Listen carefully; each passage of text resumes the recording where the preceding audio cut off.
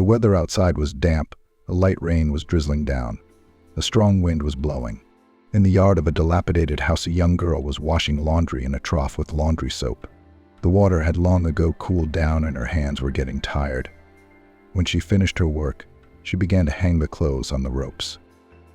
Then she was called by her neighbor, Mrs. Annie. "Hello, Miranda." "Godspeed. I see you've been tidying up since this morning doing the laundry. Good for you. And you've tidied up the yard. I brought you some milk and a couple of raspberry pies I baked myself. Sit down, have a rest, have a snack. You must be tired. You can't be in your condition before labor." The girl was glad to see her visitor and nodded to her. "Hello, Mrs. Annie. Thank you so much. I'd love a treat. Come on in. Why are you so cold?" An old woman came into the house, looked round, complimented her hostess. "You've got a nice place to live. I see you've even washed the curtains." The late Mr. John never dreamed of such cleanliness. He was a lonely man, didn't keep much of an eye on the place, so he neglected the place. "It's a good thing you're here, or some alcoholics would have taken over. They'd be trouble." Miranda was pleased by her neighbor's kind words. She started fussing about, putting the kettle on the stove and looking for brew.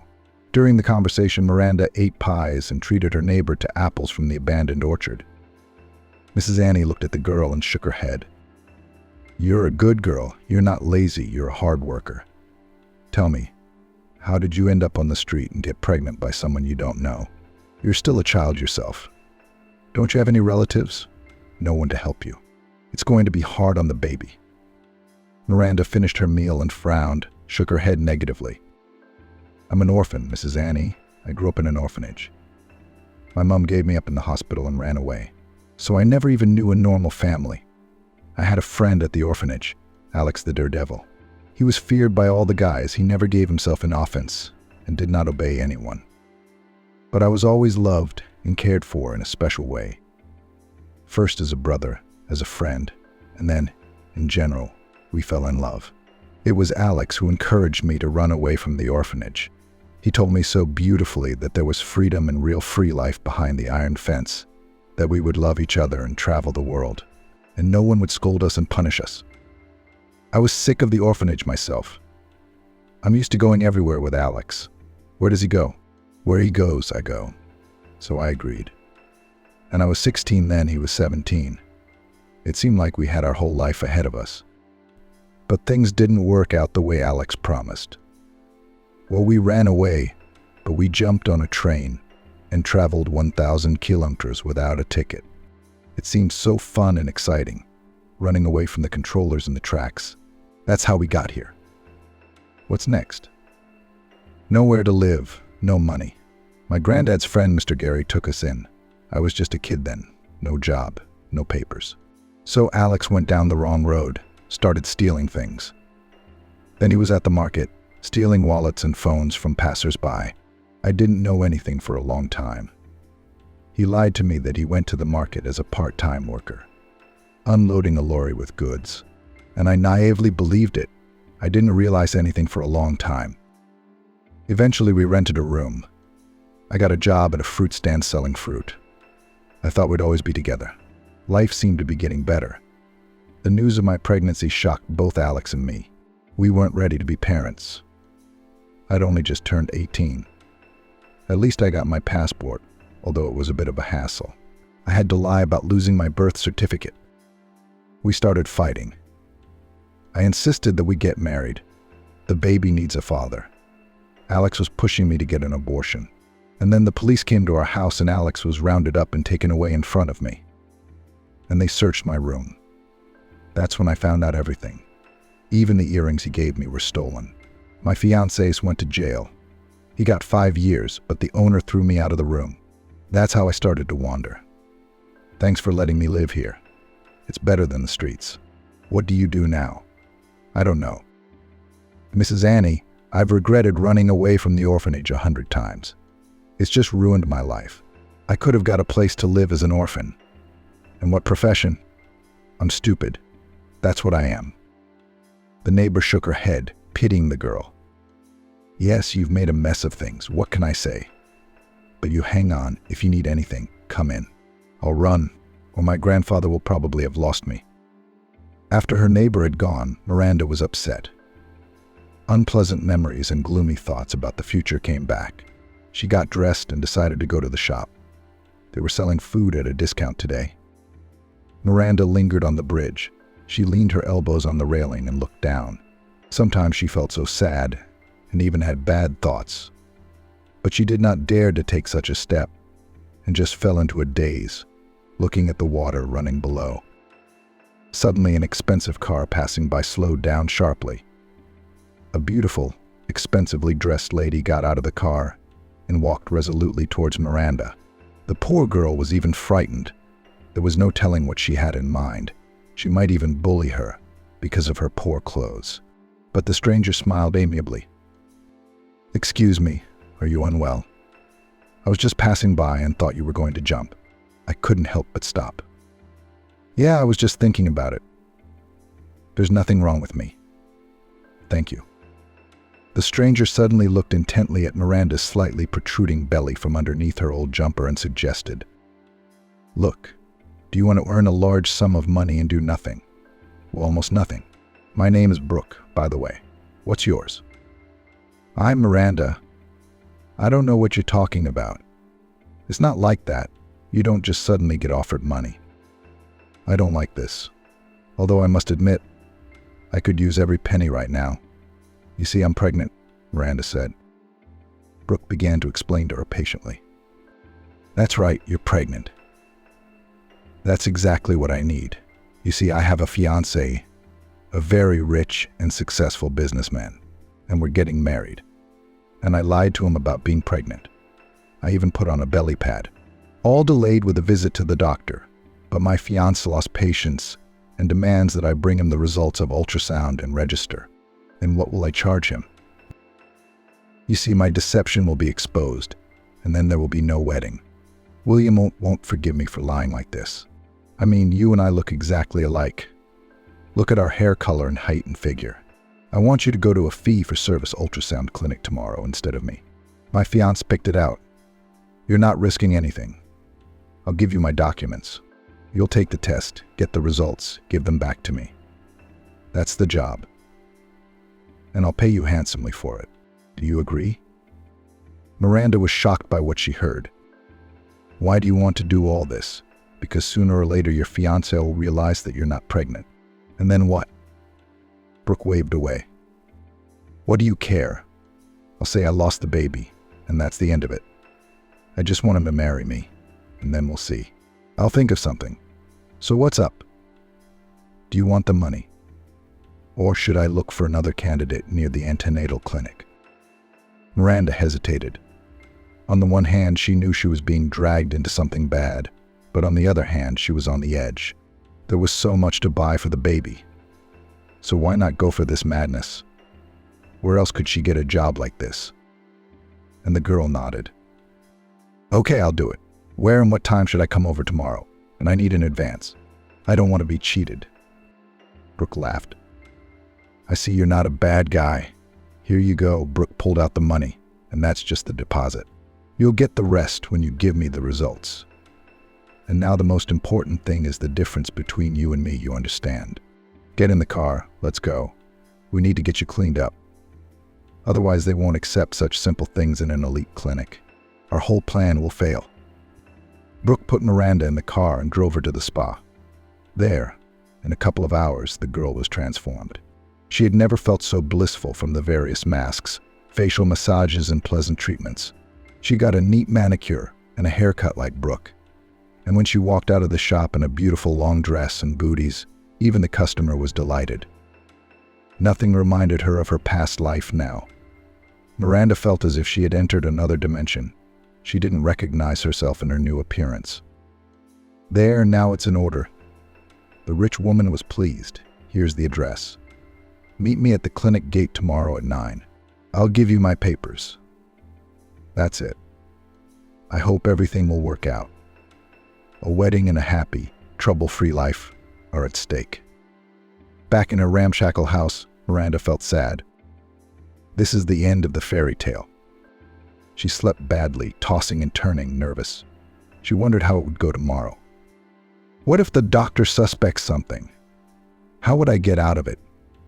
But on the other hand, this is a good opportunity to do a comprehensive examination and learn everything about your baby.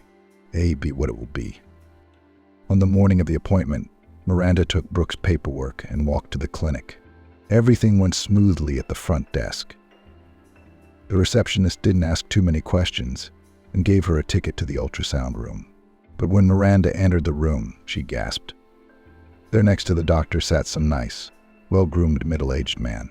He looked intently at the girl and smiled. "Good afternoon, I'm here for an ultrasound. Brooke Brown is scheduled for 9:30, she said timidly. "That's good. Please come in. Strip down to your waist and lie down on the couch," the doctor replied. "You may keep your shoes on," the doctor said. Miranda was taken aback and was about to ask the stranger to come out, when suddenly the stranger said in a calm voice, "Honey, what are you doing? You're looking at me as if you've seen me for the first time. It's me, William, your fiancé. I wanted to surprise you. I'm here early. I can't wait to see our baby. And I see my surprise has been a success." Miranda felt nervous and realized she was in trouble. She wanted to run away, but the man was ahead of her and closed the door from the inside.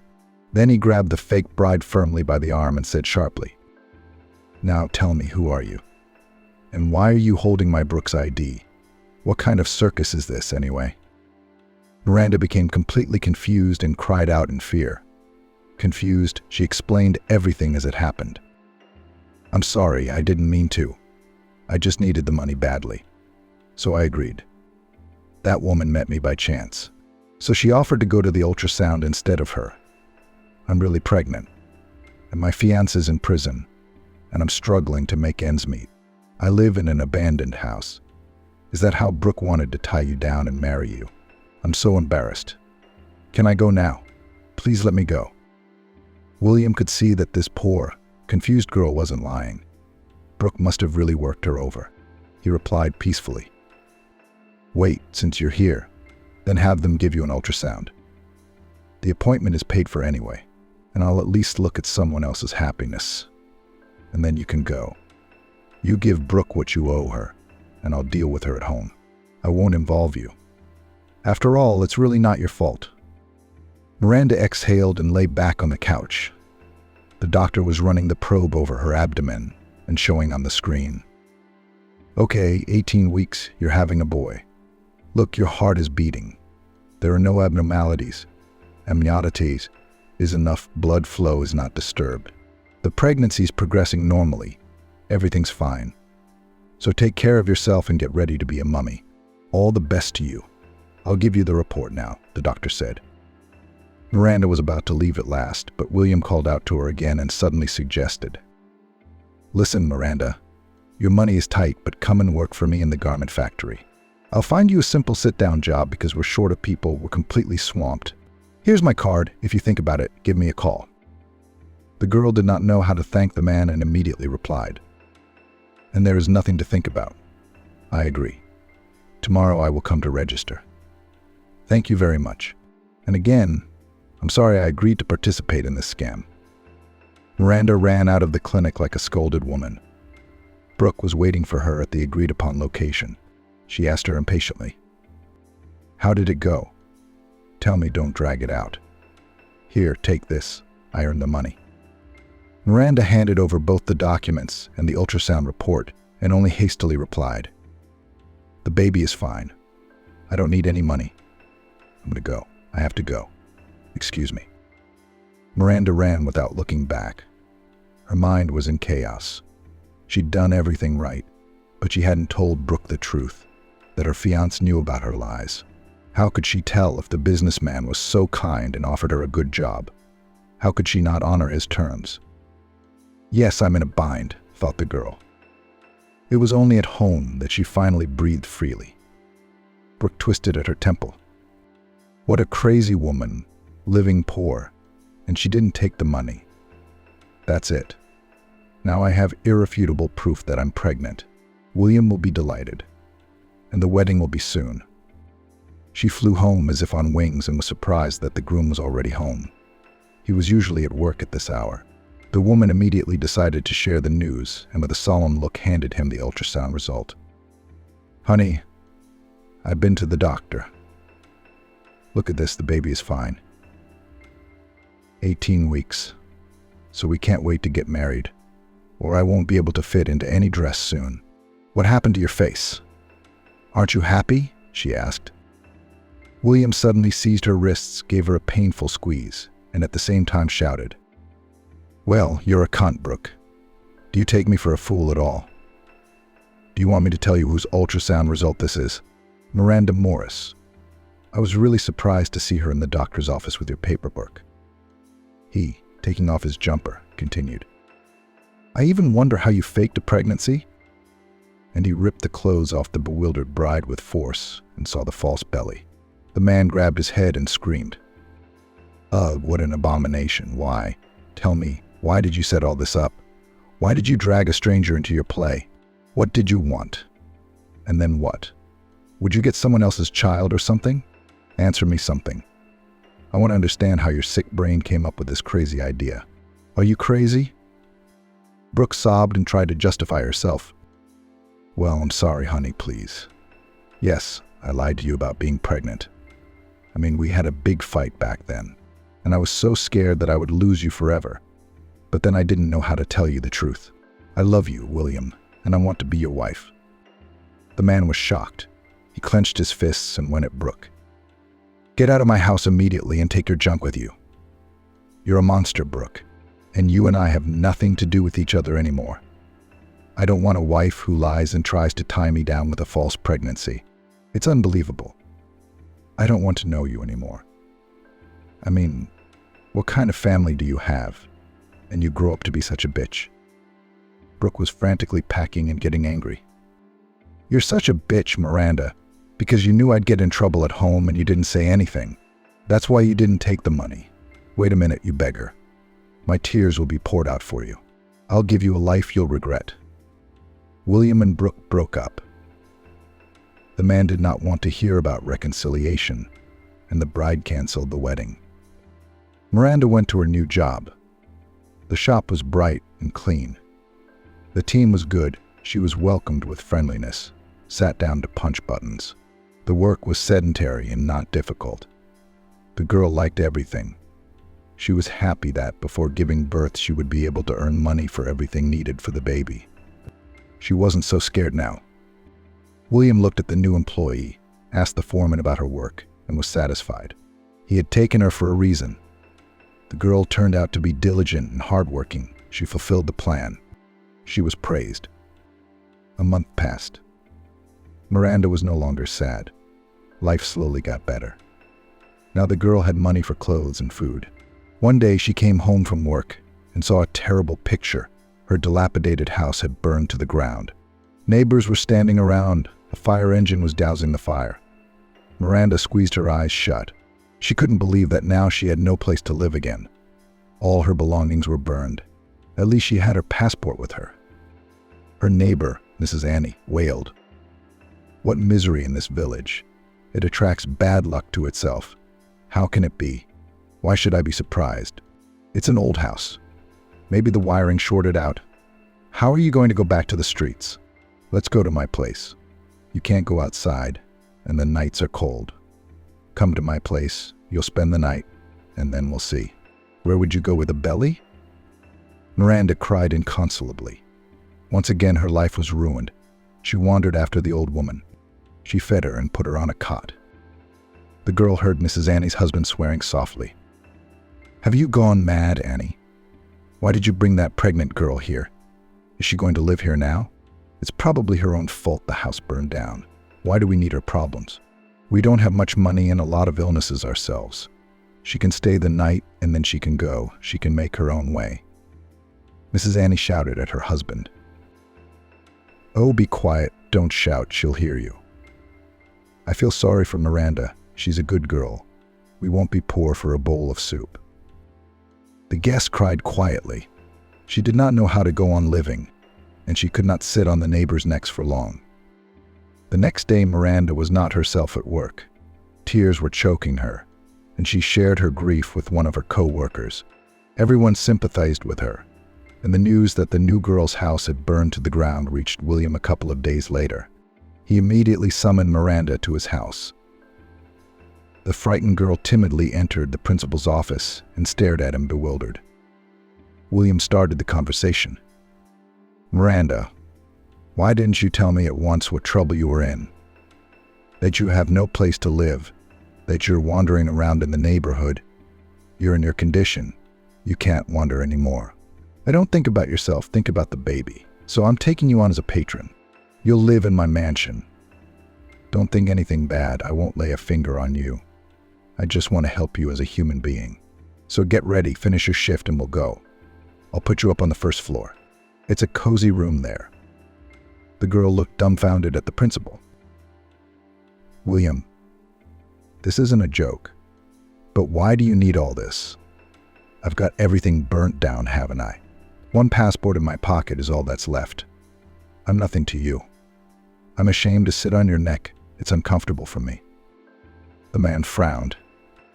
"Well, for one thing, you were the one who helped me open my eyes to the lying bride, so we are no longer strangers.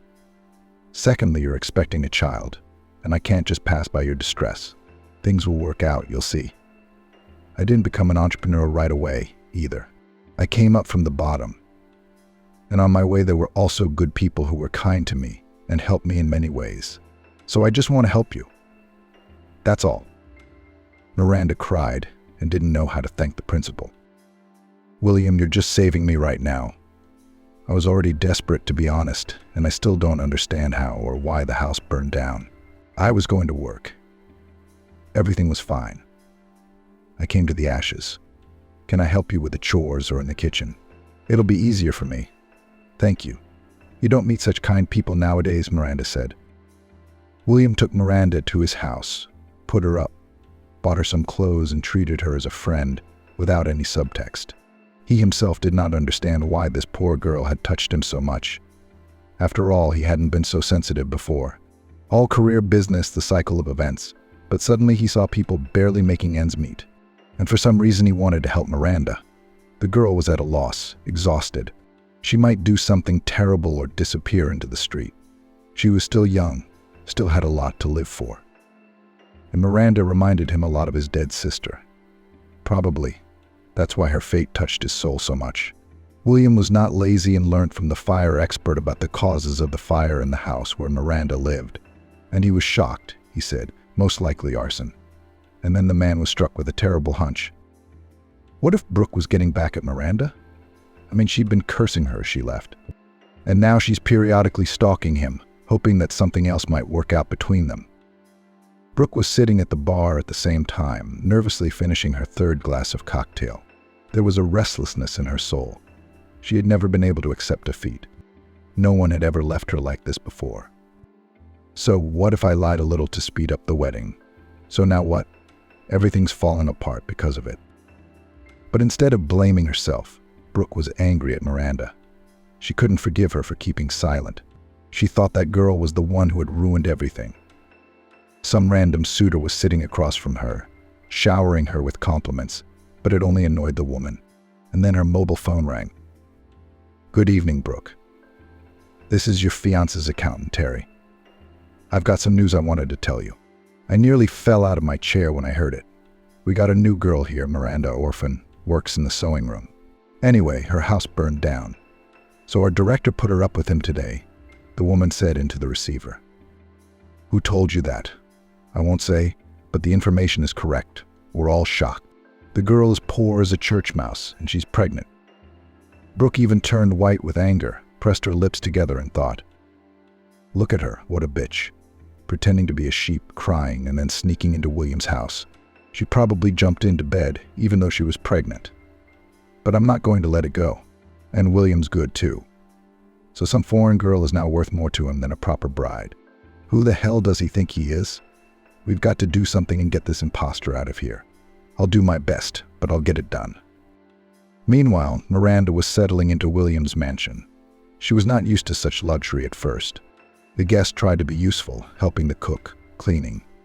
She also took an interest in embroidery and prepared a gift for her benefactor. She decided to embroider his portrait with beads. Pregnancy proceeded normally, and in due time Miranda gave birth to a son, Justin. William was so happy, took her from the hospital, bought everything necessary for the baby, and often came to the girl's room to admire the baby.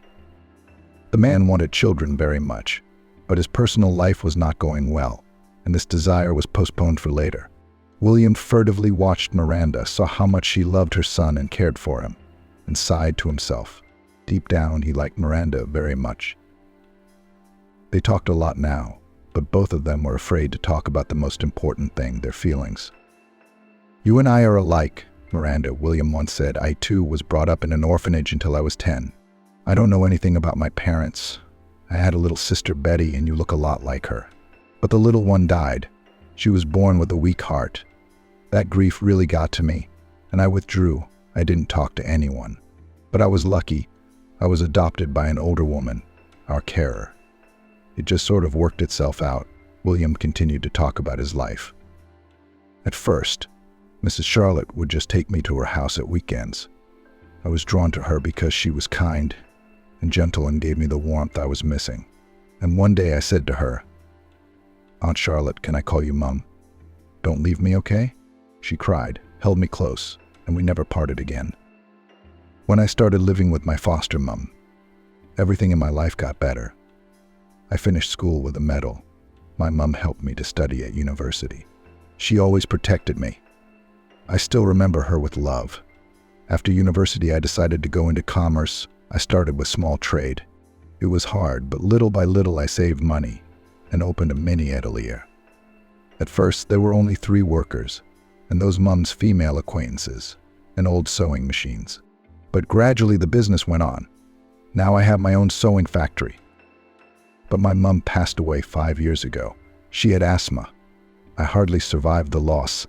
I couldn't live in our flat with her. Everything reminded me of her. I sold everything and bought this mansion. I'm working. I'm trying. You see, it's important that someone believes in you and loves you unconditionally. Mum was that person, and I still miss her." Miranda exhaled. "Lucky you, William. No one ever really loved me. I was like that to everyone, never wanted me. I loved Alex very much, and I thought he loved me too.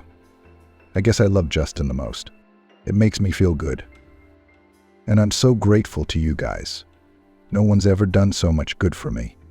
You are a very good person and a man of prominence, really, and you will definitely find your happiness. I sincerely wish you that," Miranda said. The man objected. "Why do you keep shouting at me? I'm only 8 years older than you. I'm not an old man yet.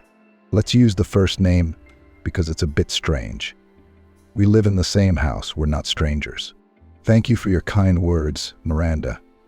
It's my pleasure, but you should know that if you need help or just to talk, I'm always here for you. I think I'm the kind of person who will love you just the way my mom used to love me." 6 months passed. Justin was growing up, and Miranda started taking home orders for part-time work. She didn't want to be a burden. Old hardships and sorrows were slowly being forgotten. Miranda even blossomed and cheered up. The iron gates of the prison opened, and the tall guard bellowed, "Alex Willis, free to go. I hope prison has taught you something, and you won't come back to us." Alex nodded and strode to the bus stop. He carried an old traveling bag on his shoulder, and in his pocket he had a criminal record and some money he'd earned in prison. Where to go? What to do next? Alex didn't know, and that scared him. Sitting in prison, the guy often remembered Miranda, thought how she was, what was wrong with her. Where was she now? Had she given birth or not? After all, she has no one but him. Prison really sobered the guy up. Burnt convicts, horrible food, hard labor. Alex regretted many times that he had stolen and was determined not to come back here ever again. He stood at the bus stop and looked at the buses passing by, thinking, where to start, where to go. And then a cool car pulled up and a blonde woman of incredible beauty opened her window. "Are you Alex Willis?" That's right. Why?" "Get in, I was just on my way to see you. I have some important business to attend to." The guy even whistled. He was lucky to have such a lady paying attention to him. I wonder what she wanted from him. The man sat down in the salon. It was warm and comfortable, smelling of perfume. The stranger held out a graceful hand with a chic manicure and introduced herself. My name is Brooke. Although you don't need to know my name. You don't know me, Alex. And I don't really want to hang out with you either, to be honest. But you and I have something in common, so we're going to have to work together temporarily. Question number 1. Do you know Miranda? You two have a child together, if I'm not mistaken. You miss her, don't you? Do you want to see her? Alex's eyes immediately lit up. Of course I want to see Miranda. She's my first love. She and I have been together since we were kids. But when I went to jail, she was pregnant. That's true. Do you know anything about her? Where can I find her? Brooke smiled predatorily. You bet I do. Your Miranda is my rich fiance's fiancée and now lives in his mansion, and she forgot all about you. How's that for news like that? Do you think it's fair? Surely she didn't visit you in prison? The boy soured and mumbled. I did bad things to her too. I talked her into an abortion myself. I didn't want that baby. And when I went to jail, she was left on the street without a penny. So if she found happiness with someone else, it's probably better that way. The cunning woman didn't give up and continued to press. Hey, you sissy, is it possible to give up your happiness? One must fight for one's love. Personally, I'm not going to give your Miranda my William. Alex, that's ridiculous. What can I offer her? I'm a convict without a penny. No property, no place to live. Where am I going to bring her and the baby? What will we live on? I still love her. But she began to tell him. Well, here we come to the point. That's what my offer is. Look, I'll rent you a flat, pay for 6 months in advance, and I'll throw the same amount of money for life until you get on your feet. And in return, you do whatever you want, but get Miranda out of my fiance's house. And then it's up to me how I make up with him. I see. Alex jumped with joy. What an offer. All problems are solved at once. Of course he agreed, and they hit it off. The same day, Brooke rented a cheap 1-bedroom on the outskirts of the city, bought a couple of decent things, and he went to William's house a couple of days later. Miranda was just walking with her son in the yard. The toddler was minding his own business, and she was showing him toys. When the doorbell rang, Miranda thought of the delivery man. William had warned her in the morning. But when the woman saw Alex on the doorstep, she just gasped and recoiled. Alex, they let you out, didn't they? You were given 5 years. Why did you come here? How did you even know where I live? The boy admired Miranda. She'd gotten so much prettier in that time. Pregnancy and childbirth had done her good. She'd put on a little weight, and there was a blush on her cheeks. Everything stirred in his soul, and love flared up with renewed vigor. He answered, Hello, my love. I got out on parole, under amnesty. I think about you all the time. I miss you so much. Let me at least give you a hug. Why are you standing there like a stranger? The guy hugged the girl and kissed her passionately. Miranda immediately collapsed in his arms. Everything swam in front of her eyes. She still loved her Alex. Her son in the pram started to cry, and that sobered the woman. She immediately pushed the boy, sharply told him, Easy, Alex, I'm nothing to you. You never married me, and you didn't want a son either. You've been stealing and hiding. Go away, please. We have different paths now, you understand. I want a normal family, a man to be a protector, a strong shoulder. And what about you? The guy got angry. So it's true. You're sleeping with him. Yeah, with that man who took you in. Here he is, so he's your strong shoulder. What about our love? I mean, we dreamed we'd be together forever. Miranda, I love you. Think about it. Believe me, I've changed. There's no going back. I've got a flat, I've got money. Let's try to start over again. I'm begging you. I need you, sweetheart. Let me at least see my son. Don't drive me away. Miranda reluctantly led him into the pram, tears dripping from her eyes. How little Justin looked like Alex, with his ears and potato nose. She said quietly, I haven't cheated on you, Alex, ever. And it really hurts me that you think that about me and listen to other people's gossip. William is a wonderful man. I've never met anyone like him. I'm very grateful to him for everything, and I'm not coming back to you. I'm sorry." Alex left with nothing. Brooke was already waiting for him in the courtyard of his new flat and immediately started asking him questions. "So, did you convince your fiancée? When is she moving in?" "No, she won't. I showed her my son. He's a carbon copy of me. He's mine."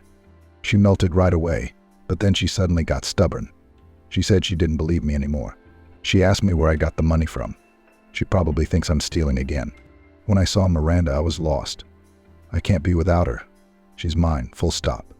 What am I supposed to do now? Brooke was nervous. "Okay, you need to get a good job right away so she'll trust you. I've got a place I've got in mind, a car repair shop not far from here. They'll take you even with a criminal record. I'll make a deal, you work for a week, then go back to her. Beg, tell her you love your son. If you don't fulfill your conditions, you'll be out of this flat and you won't get any more money. So get a move on, you Romeo." Brooke did help him get a job. Unofficially, but the pay was generous. The guy was getting tired from the job, hands black with dirt. The work was tedious and uninteresting, and he was used to getting paid in other ways. But for Miranda's sake, he was willing to put up with it. He wanted her back so badly. He was obsessed with the idea. A week later, Alex came to Miranda's house again, with a bouquet of daisies. She had loved them since childhood, and a bag of toys for her son. Miranda was surly. "Come on, Alex. I told you not to come here. This is a punishment. Hear me? I'm not coming back. I'm sorry. I've got to get back to the house. Justin will wake up soon, and he'll be scared some more." The boy became furious and threw the bouquet against the ground, yelling, "Also, but if you don't want to see me, I have a right to see my son. Let go. Where's Justin?" "You shouldn't do that, Miranda. I work at a car service now. I don't steal, and I love you very much. So you're just looking for money and a daddy." Miranda started to argue, too. Alex pushed her away and tried to get in. William came out to the noise. He was aware that Miranda's ex-boyfriend was out of jail. The woman complained that she didn't want to go back to her old life. She couldn't dissuade Alex. The man shouted, "What's going on here? Young man, get out of here. Miranda, go inside and don't be afraid of anything. I'll be right there." Alex flared up. "Why are you meddling in our life, uncle? Are you interested in young girls? Miranda is my fiancée. We were made for each other, all right. And Justin is my son, and you're standing in my way." William was a man of manners and restraint and calmly replied, "Look, young man, I don't have a relationship with Miranda, if that's what you mean, and I don't enslave her. She can leave the house at any time. But after all, she doesn't want to see you. So go away and don't scandalize, or you'll get yourself into trouble." Alex perked up. Are you threatening me or something?" William frowned. "Just giving you a warning for now. But if you don't understand nicely, I'll have to explain more clearly. Now goodbye." William slammed the door shut and went inside. Alex walked away. He was angry and hated this rich man who stole Miranda from him. But as soon as he rounded the corner, the light faded and there was a lingering darkness. Miranda hadn't been herself all night. After her conversation with Alex, a part of her was still in love with him. But in her mind, she knew that if they came back together, everything would be the same as it had been before: anxiety, uncertainty. And William was frowning, not himself. The woman had bathed the baby and was just putting him to bed when the doorbell rang again. I wish it wasn't Alex, Miranda thought with horror. But 2 policemen entered the house, introduced themselves, and dumbfounded everyone. "Citizen William, you are being held on suspicion of an attempt on the life of Citizen Alex Willis. He's currently in intensive care in a coma. Your neighbor saw you threatening him with violence, and half an hour later he was found around the corner with a severe head injury.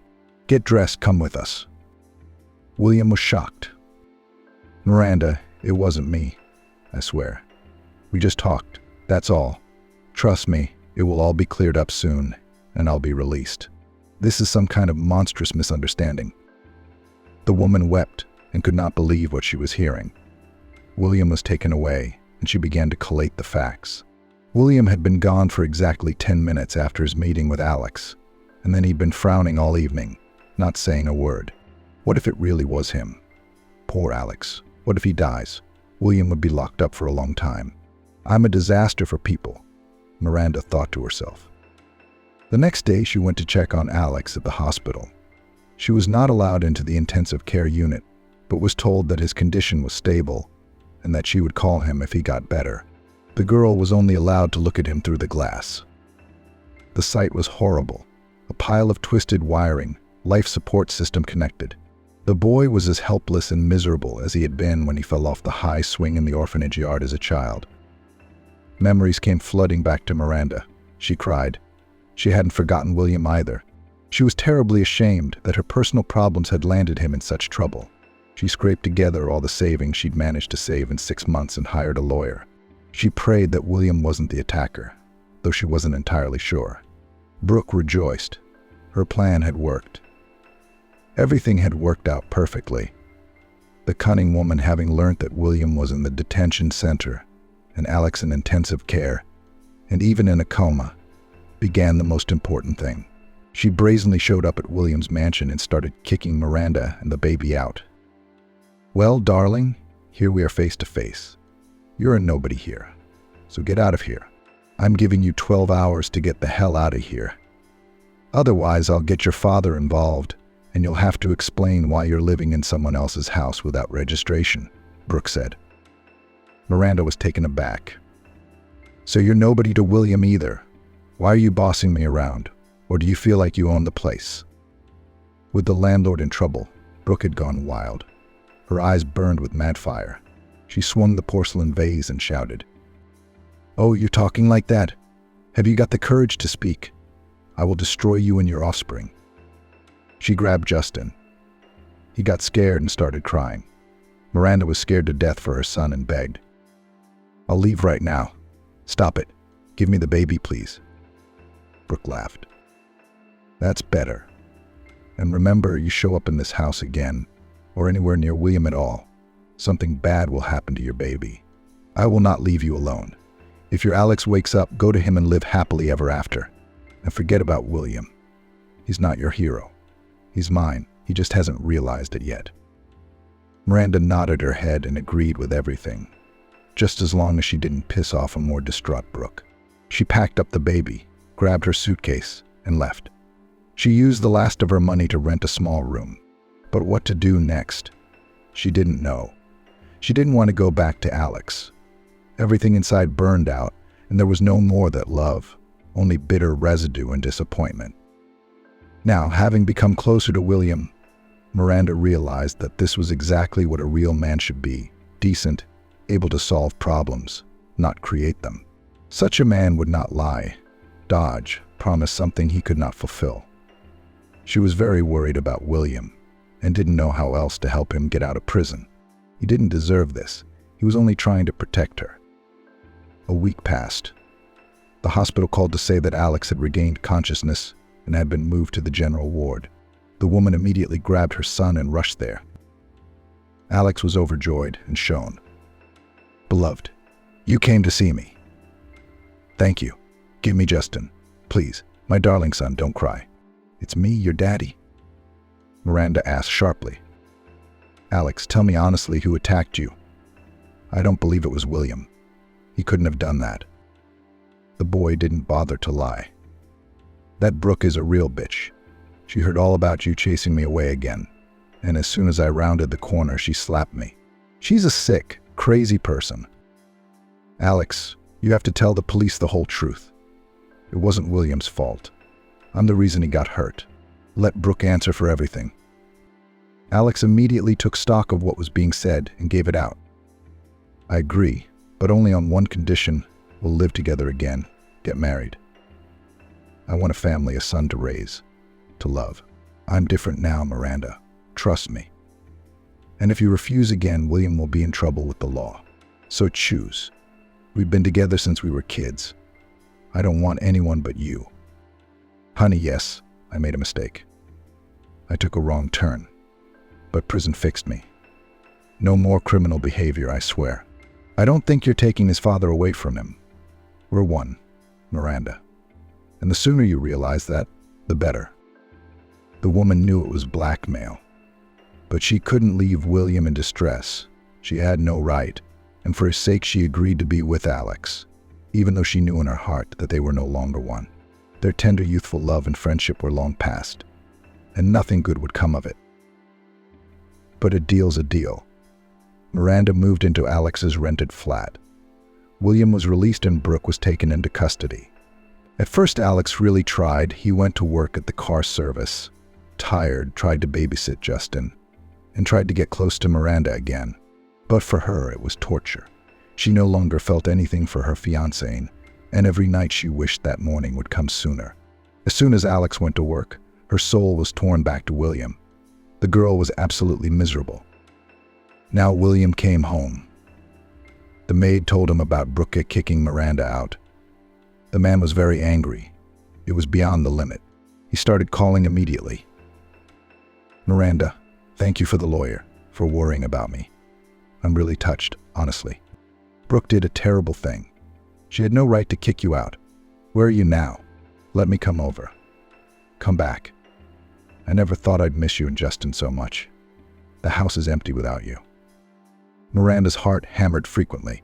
She had finally heard such a long-awaited confession. If only she could, she would immediately run back to the place where she felt so good and safe, where she was cared for and loved. And quietly she answered, swallowing her tears. I'm sorry, William, but I can't go back. I've reconciled with Alex. We've already applied for the registry office. The wedding is in a month. I'm the one who should be apologizing to you. I'm the one who got you into this mess in the first place. And I also want you to know that you are the best man in the world. I've never met anyone like you. Who's calling? Who are you so in love with? Alex shouted. What am I missing? Miranda startled and immediately pressed the call's reset button. A short beep went off. The guy freaked out and squeezed her hand painfully. For this to be the first and last time. Get that businessman out of your head. He helped you, and that's fine. Or have you forgotten our deal? I'm Justin's father and your future husband, okay? Miranda startled and cried. Alex had never spoken to her like that before, never yelled at her. Now he was getting tough, completely changed. The guy realized that he had overstepped his bounds and immediately started hugging and kissing the girl, asking for forgiveness. Forgive me, darling, I'm just very jealous of you because I love you. You are only my girl. Do you hear? I won't give you to anyone. Come to me, sweetheart. Alex began to cover his bride's neck with kisses, and she endured, her tears choking her. Luckily, Justin became cranky and cried loudly, calling for his mom. The woman immediately pushed Alex away and went to the child. William, on the other hand, immediately understood everything after the call. From her intonation, she had such a murdered, doomed voice, he thought. Hey, girl. What mistake are you making again? Your Alex won't change and everything will go round again, stealing and lying. You're a mess. But I have no right to interfere. It's your decision, even if it's wrong. What's wrong with me? Why did I think about Miranda day and night, even in prison? Why do I still run to the nursery and want to cry at the empty baby's lullaby? I've never been that sensitive, have I? I think I've truly fallen in love. What to do with all this now?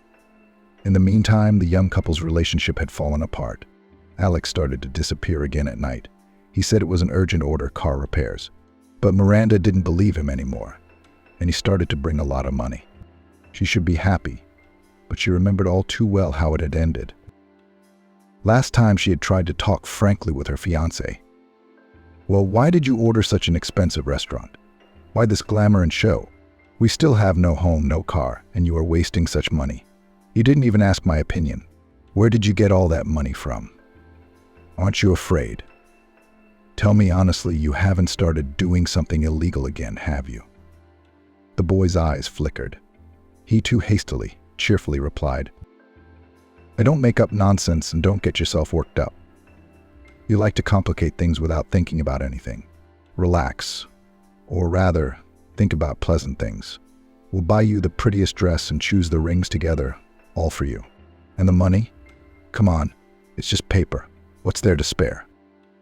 Alex still avoided a direct answer and hurriedly turned the conversation to another topic. But Miranda's heart was uneasy. She knew that look and demeanor of his too well. He sounded insincere. The woman decided to secretly call the mysterious car service, in which allegedly her flatmate works day and night. She politely asked, "Good afternoon. Could you put Alex on the phone, please? I really need it." But she was stunned. "He doesn't work here. He quit 3 months ago, so I can't help you." Miranda was stunned. Everything inside her suddenly turned upside down. She sat down in the chair and cried bitterly. The wedding was already a week away. It turned out that Alex was doing something secret again. How annoying. He wouldn't tell the truth. Even if you tortured him, he would lie until the end. Miranda sobbed and thought, "Where am I going? I'm putting my head in the noose. But what kind of family is he? He's already in trouble. Where did he get the money from? God, I'm so fed up. Why did I get involved with him in the first place? I have to drag my son into all this," Miranda thought. Alex had changed so much since prison. He had some outbursts of aggression. And he'd already played with his son. Now if he cries, if he has a fever, if he's teething, all the problems only annoy him. Raising the child is hard work. And Alex isn't ready for it. Shouting to the whole world that he is a father and actually being one, it turned out to be different things. And Justin senses his nervousness and doesn't want to play with him for long. It just doesn't seem to be working out. There's no happiness in their family, that's all. How about I drop everything and run away before it's too late? But I'd be setting William up. Alex won't forgive me and he'll take revenge. What a mess I've gotten myself into, she pondered.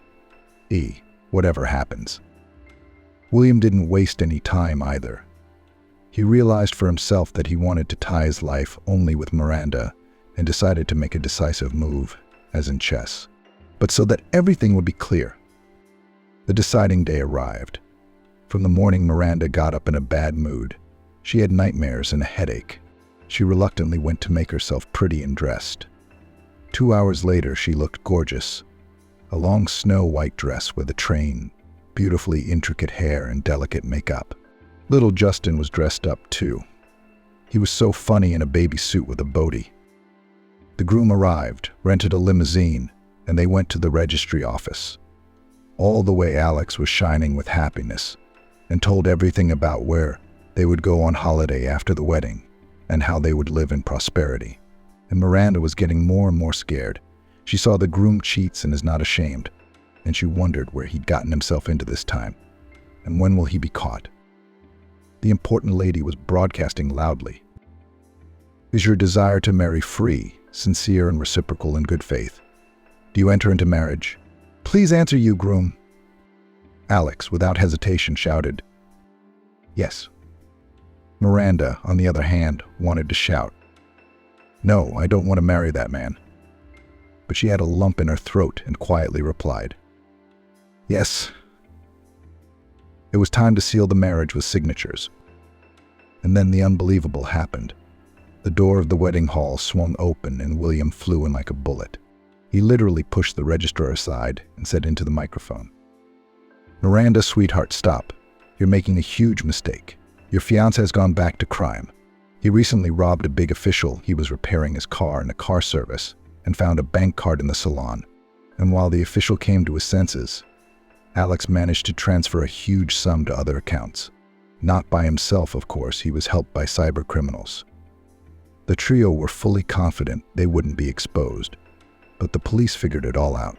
And now your fiancé is going to go to jail again, this time for a long time." Alex jerked and tried to run, but the police were waiting for him outside the registry office and led him straight to the police station. Miranda ran after him, caught up with him, pulled off his veil, threw the ring in his face and shouted, "It's over between us. Don't ever come into my life again, and I won't let you anywhere near my son. You lied to me again. There's no fixing you." Alex shouted in his heart as well. "Go back to your rich man. You have a crush on him, don't you? Did you think I didn't notice anything? Advice and love. I did it all for you. And you. The guests dispersed. Very different people entered the hall. Miranda was sitting on the steps of the registry office, holding her little son in her arms and crying bitterly. Everything seemed to be right. The truth had been revealed. Alex the deceiver had been exposed, and now she wouldn't have to marry someone she didn't love. But for some reason it was so hard on her soul. Everything wasn't like normal people. Everything was going wrong. And then William in an expensive suit sat down next to her on the steps and quietly said, "I love you, Miranda. But I only realized it when I was released from prison. I walked around the empty house and couldn't find a place to be. I miss your slightly sad but beautiful eyes, your laugh, your smile. I'm sitting in the nursery like crazy, staring at Justin's empty cot. I hold his bunny in my arms and realize how much I want to hug you both. I know Alex is your first love, and you probably still have feelings for him." Miranda couldn't believe her ears. She threw herself into William's arms and rambled on.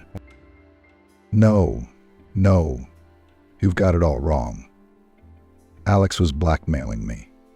He said if I didn't agree to marry him, he wouldn't tell the truth to the police, and you wouldn't get out of jail. How could I ruin your life? So I did. But every day with Alex was torture. I walked to that wedding like it was an execution. I couldn't walk. I love you too, honestly. I only realized that when I started living with Alex. I kept comparing him to you, you know. I'd hug him, and I'd think about you. And I was dying to know that you and I were never going to be together. Why would you want a messed up, troubled wife like me?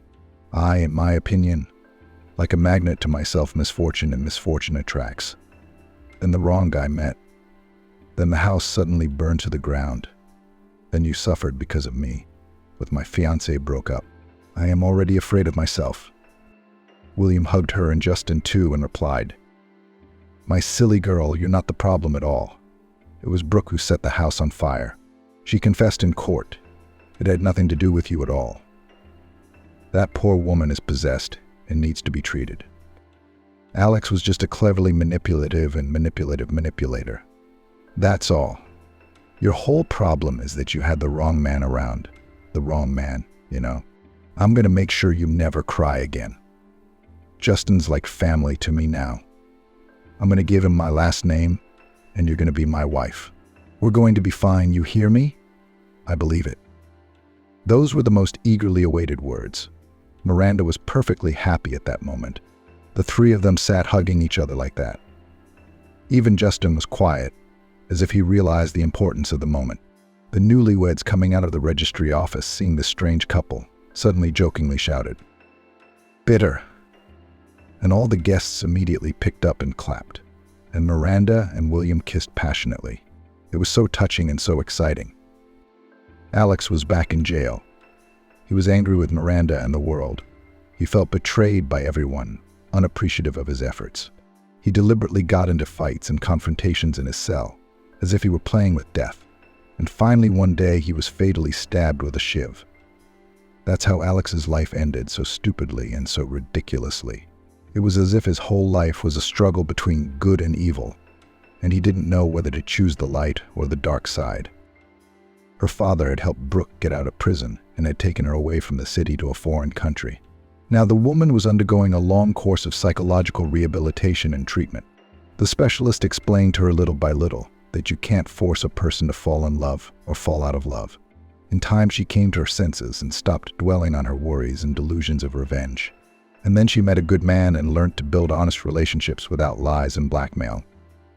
Miranda and William married, raised a son, and dreamed of a daughter. They lived in perfect harmony, and that ultrasound result was carefully kept in their safe as a memory of how they met. There are many other things in life. From lack of money, Isabella got a job as a maid to a millionaire widower. And when she saw her own face in the photo T4. Isabella Swan sat in the city park and cried bitterly.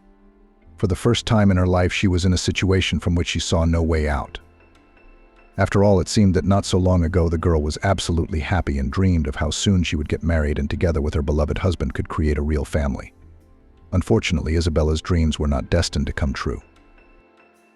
On the contrary, the fairy tale quickly turned into a real nightmare for the young modest girl. Now, finding herself alone with the harsh reality, Bella was not only left completely alone without any support help, but could not even remotely imagine what awaits her in the foreseeable future. And it all started a few months ago when Isabella, having celebrated with her best friend her 23rd birthday, was returning home late at night from a nice cafe, recently opened in the neighborhood where Bella lived. Anne, a friend of the girl, offered to call a taxi for her, but Bella refused. They had already spent a lot of money in that fancy place. Isabella was strict about that. She tried to save on such things, allowing herself to arrange even such small holidays only on special occasions. Bella, let me call you a car after all. Anne insisted. Look at the clock, it's 11 o'clock. It's dangerous to walk in your neighborhood at this hour. Don't, she said with a smile. I've lived here for so many years, every dog knows me. What could happen here? And it's not that far. It's only a couple of blocks. If you're after money, I'll pay for your trip myself. You're stubborn, Anne said, and started tapping something on her phone. I don't want anything to happen to you on your birthday, Bella. When she saw that her friend was about to leave the address for the taxi, Isabella gently covered the girl's hand with her own palm. Anne, she said in a quiet but insistent voice, don't. It's just a waste of money. Let's not try your Ben's patience. Her friend's eyebrows went up in surprise. What does Ben have to do with this? That's why he gives me the money, so I can have a good time with my friends. He's generous and understanding. Anne laughed, remembering her fiancé. He worked for a large construction company and was paid more than enough to fulfill the every whim of his charming, though sometimes a little capricious bride. I know that. And that's why I'm asking you again, don't call anyone. I'll walk myself. Let's call again tomorrow. With these words, Bella kissed her best friend on the cheek and strolled leisurely towards her house, enjoying the warm spring air on the way. When the girl's house was only a couple of 100 meters away, a large sports car suddenly pulled up beside her. The window of the driver's seat slid down, and a young man, whose face was dotted with small scars and pimple marks, looked unpleasant in appearance. Beauty, why are you walking alone? Are you bored? Don't you want to have a good time with me and my friends? The guy tried to simultaneously smile languidly and shout over the loud music playing in his car. The result was a pathetic picture. No, thank you, Bella replied briefly, trying not to look at the unpleasant major. What do you mean, no? He was surprised and turned to someone who sat in the passenger seat. Have you heard, men? This girl refuses to keep us company. Well, wait. The car, which until that moment had been slowly following Isabella, finally stopped. Bella realized that things were worse than she had expected, and so she quickened her step. But at that moment she was blocked by 3 tall guys who jumped out of the sports car. Where are you going, beautiful? One of them asked. You're doing wrong. You can't offend decent men like that. We came to you with an offer, and what are you doing, turning your face away from us?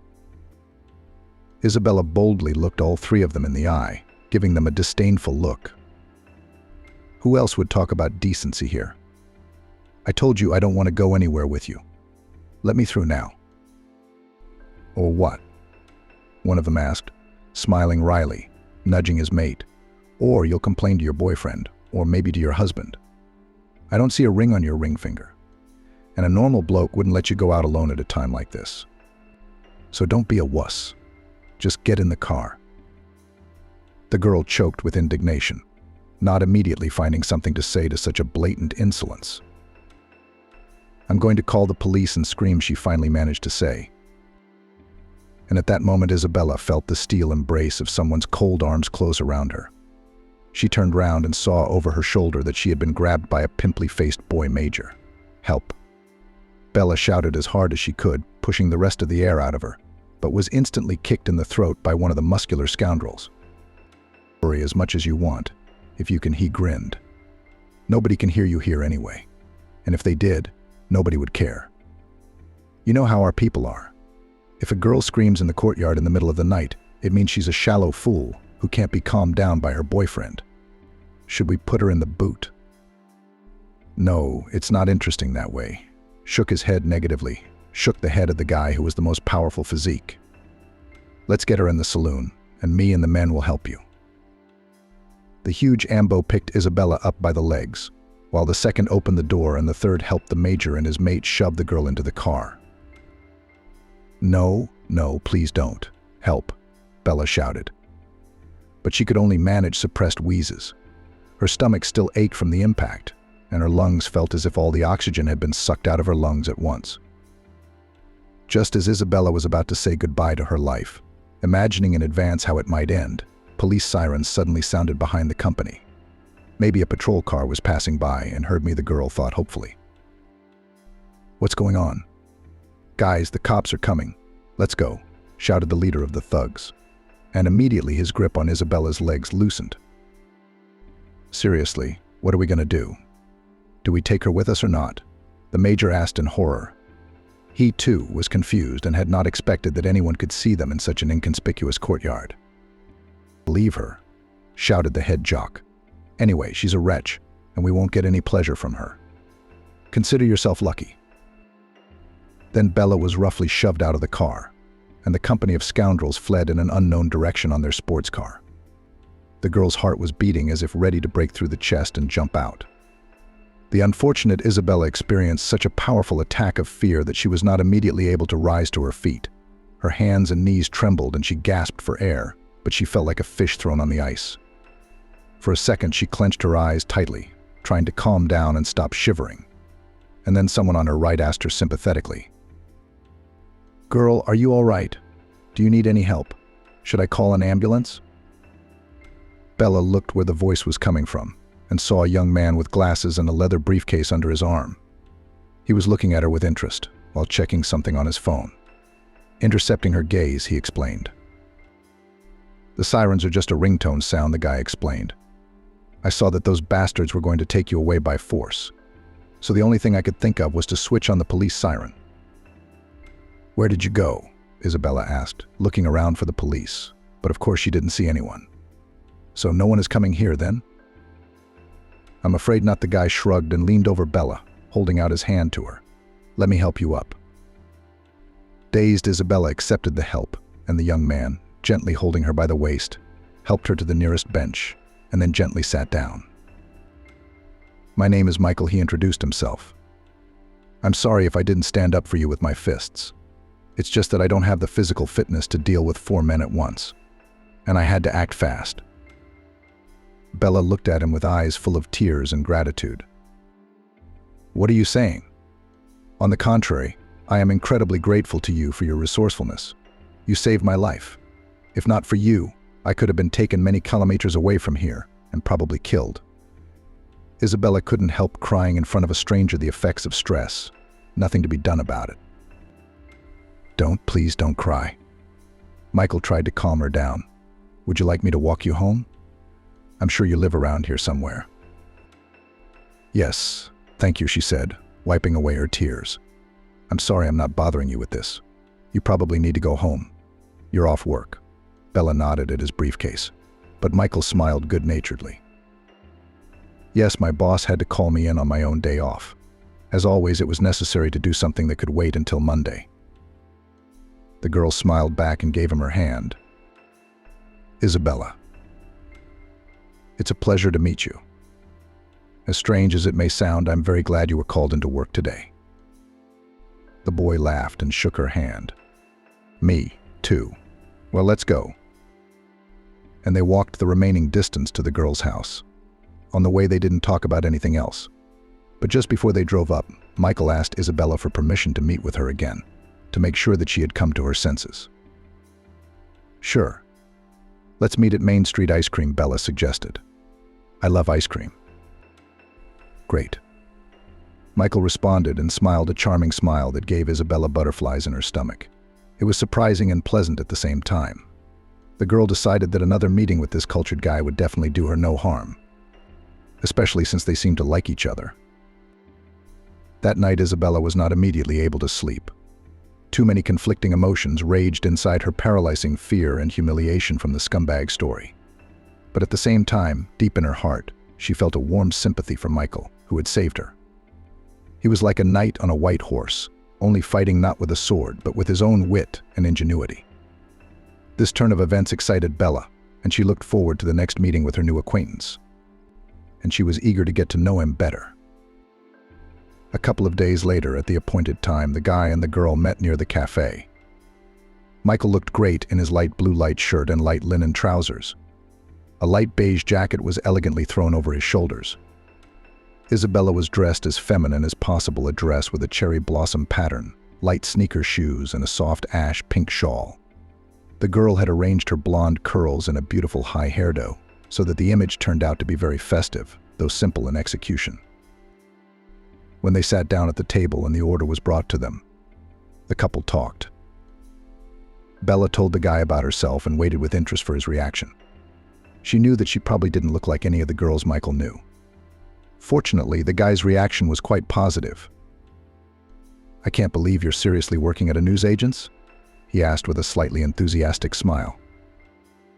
"Yes, I'm not kidding," Bella answered him cheerfully. "I love selling people fresh newspapers and magazines. I can't help it." Isabella laughed. Michael looked at her with undisguised admiration. "Then I have to tell you, with 100% responsibility, that you are the prettiest press saleswoman I have ever bought my favorite newspapers from." They both burst out laughing, and then continued their heart-to-heart conversation. Bella felt as if a stone had fallen from her soul. She was very worried that, having learned her place of work, Michael would not want to continue to communicate with her. But it turned out to be exactly the opposite. "Well, I'm just an analyst for a financial company," Michael said, fixing his glasses on the bridge of his nose. "My job is boring numbers, indicators, but it pays a lot more than teaching." "Wait, I don't get it," the girl said. "So you taught high school?" "In college, but not for long," Michael answered her. "I soon realized that pedagogy was impossible without a true vocation, and so I decided to trade the walls of the student body for the stuffy office of an analyst." The guy sarcastically raised his eyebrows, letting the girl know that he did not regret his professional choice. "And what about your family? How did they feel about your decision?" Bella ventured to ask him about his loved ones. "Isabella," Michael's face immediately took on a grim expression. "I'm from the orphanage. I'm sorry, but I don't really want to talk about it. Do you understand?" Bella nodded. "I'm an orphan myself. My mom died 3 years ago. Unable to cope with oncology, we just didn't have the money for the expensive treatment the doctors insisted on. I miss her very much." Isabella's eyes filled with tears. Her heart was filled with familiar pain and longing. She missed her mother terribly, though enough time had passed that, as they say, time had healed the wound. Michael shook her hand with feeling. "I'm sorry for your loss," he said, looking her straight in the eye. "Bella, you really are the most amazing girl I've ever met, so beautiful and so..." "What's that?" With excitement in her voice, she asked him again. The boy was silent for a second, choosing words, then smiled. Human, simple, but in a good way, he hastened to add, "You know, all the girls I know at work are like bright birds. Spectacular exterior, but inside there is an absolute emptiness. Sometimes it seems to me that they don't work for their careers, but for walking around in their new outfits every day in front of the whole office." Bella laughed. The bad thoughts instantly vanished like smoke. Michael portrayed his colleague so funny that the girl could not hold back a sincere, good-natured laughter. After the cafe, she and Michael went for a walk along the seafront. From it opened just a superb view of the river. They talked for a long time, discussing all sorts of things with each other, what kind of literature they liked, who and what they liked in the cinema. Isabella, who had been working at the press kiosk for several years in a row, was a remarkably well-read girl. On her modest salary, she regularly bought the most popular novelties of modern literature. The girl had an excellent knowledge of English, German, and so-called Scandinavian prose, and she really had a lot to talk about and discuss. Michael and Bella had a lot in common, so the first date was followed by the second and the second by the third. Just a month after meeting, young people officially declared themselves a couple. The girl's work did not embarrass Michael at all, and he was happy to meet her in the evening after closing her small kiosk. "Isabella, I've noticed that you get one of those good-looking guys every time you visit," her work partner, Mrs. Mary, told her. "Is he your fiancé, suppose?" "No, not yet. Anyway," Isabella said, blushing to the roots of her hair. Mrs. Mary was a middle-aged woman who had worked at their kiosk recently. but Bella didn't like the way she sometimes looked at her. Mrs. Mary was definitely jealous of her youth and her desire to live, no matter what. While her partner herself had long ago become disillusioned with men and her own dreams of a better future. "Watch carefully, Bella," she warned her partner. "He's too sweet, not your fiancé. He could easily deceive you. You'll have a lot of tears to wash away." Isabella looked at Mrs. Mary in all seriousness and spoke clearly so that she could distinguish every word. "Don't worry so, Mrs. Mary. I can manage my life and my men without your help. My private life has nothing to do with you." Mrs. Mary only grinned unkindly. "Oh, girl, I'm trying to help you. In a motherly way, I'm warning you. And you're throwing a stone in my teeth." The woman waved her hand at her young partner. "That's how young people are now. You want to them as best as possible, and they in return you and snap back." "Let's finish checking the names," Mrs. Mary asked Bella. The girl wanted to change the unpleasant subject as soon as possible. She also wanted to finish her work quickly, so that she could go to another meeting with Michael. So 2 months passed, during which Bella felt absolutely happy. The girl lived in an old one-room flat, inherited from her mother. And here they often met with Michael, who sometimes even stayed with the girl for the night and on weekends. Michael himself explained to Bella that he rented a flat in the city center with one of his acquaintances. Because of this, he could not normally invite his beloved to him. He did not want unnecessary questioning on the part of his mate. The relationships between young people were becoming more and more serious, and Bella waited for a long time that Michael was about to make her an offer. However, this dream of hers was not destined to come true. One evening, the guy came home to Bella in an extremely depressed mood. When asked what happened, he reluctantly replied, "Problems at work." He slowly stretched out, but immediately added, "Don't worry, it's nothing serious, just standard work stuff." Isabella looked at her lover with undisguised excitement. "Can I help you in any way?" asked the girl, who was just cooking in the kitchen and trying to put together a delicious dinner for her lover. The oven timer beeped loudly, informing her that her favorite dish, baked chicken, was ready. "Oh, here comes the chicken," she said, pulling out a hot baking tray and placing it on the table. "Michael, don't worry about work." "I'm sure it will all work out somehow," Isabella said. "Wash your hands and sit down at the table. Dinner is the best cure for the burdens of the day. That's what my mom used to say." Bella smiled, and Michael gave her a faint smile in return, then lazily wandered off to the bathroom. Bella felt that something serious had happened. It was just that her lover didn't want to talk about it. A little later, when they were already sitting at the table, she managed to find out the reason for such a bad mood of the young man. "I'm sick of all this," Michael threw his fork on the table. "If you only knew how tired I am of going to this damn office every day to work for my stupid boss." "Quiet, Michael. Don't shout like that," the girl asked him. "Can you explain what's wrong with you?" Michael looked at her with his beautiful light green eyes instead of answering. He looked pale and somehow haggard. God, what could have upset him so much, Bella wondered to herself. "I'm tired," Bella, the boy, answered her simply. "Tired of the fact that no matter what I do, I'll remain a mere analyst. A small fry in this world. Really big money that I may never have to see." Isabella looked wistfully at her lover. "Is it really that bad?" "Not at all," Michael exclaimed. "That bastard Black, my boss, only does that to pester me every day. He's not satisfied with my results." The guy shook his fist angrily in the air. "And what do you want with such low sales? Is it my fault your managers don't do anything? It's like this every day, Bella. Every single day this year, it's all about draining everyone else. And he only gave us a pay rise 2 years ago. And that was by a few pennies. God, how tired I am of it. I'm sick of it."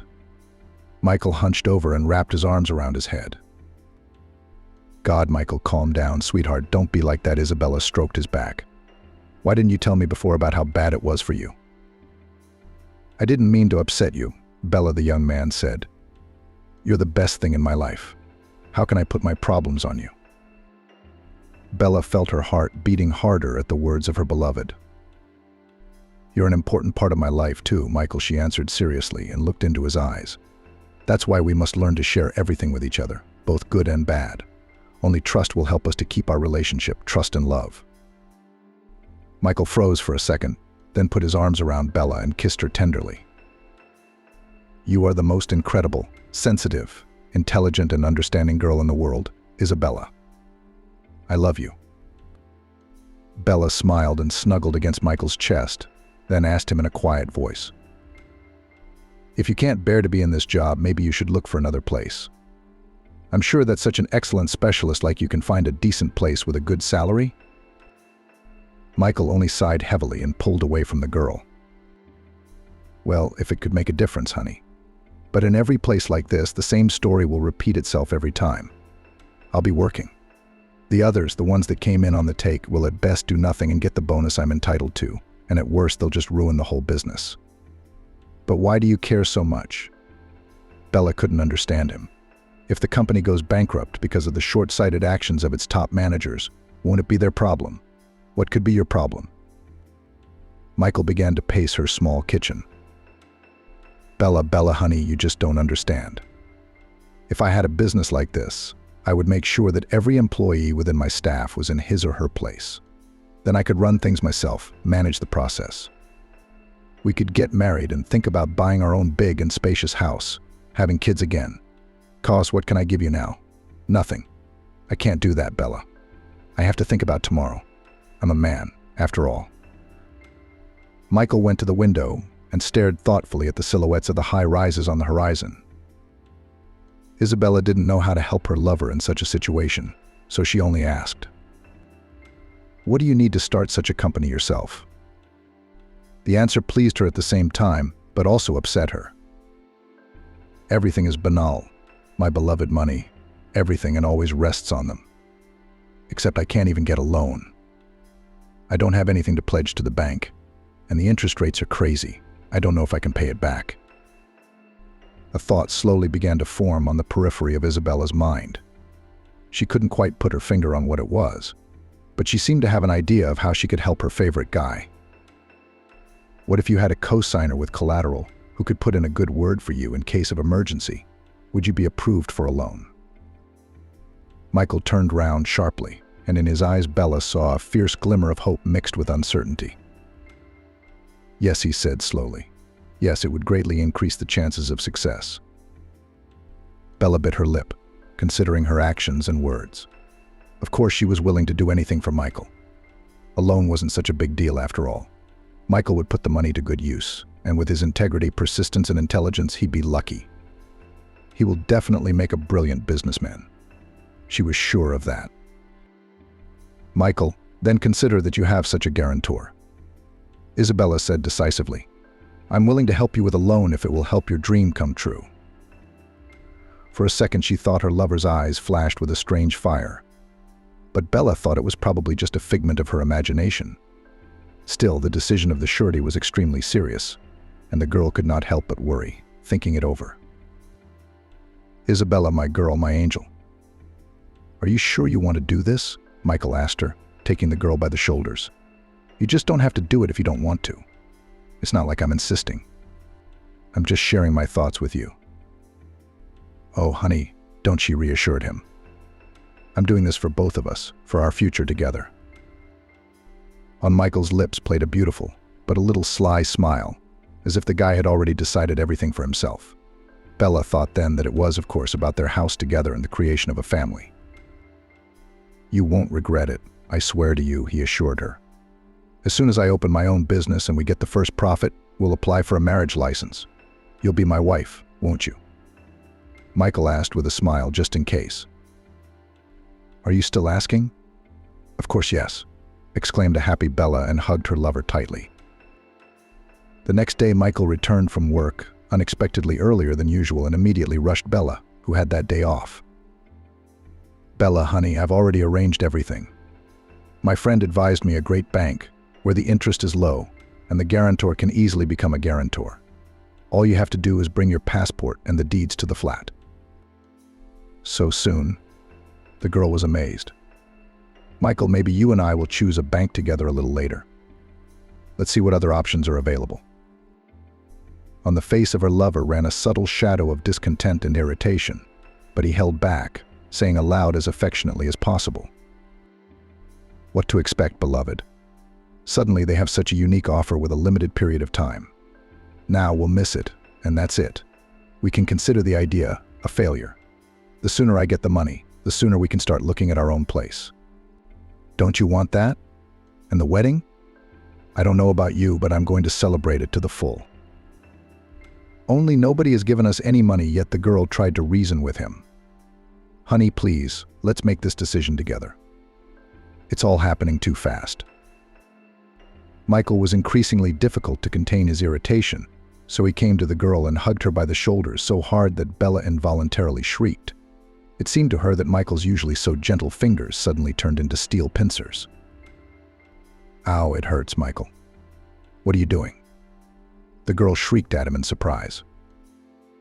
I'm sorry, he immediately released her. "It's just that I'm so nervous about this whole loan thing. I want to realize all our dreams as soon as possible." "I understand," my love. Bella nodded. "I just want everything to go right, to be sure that this bank is reliable."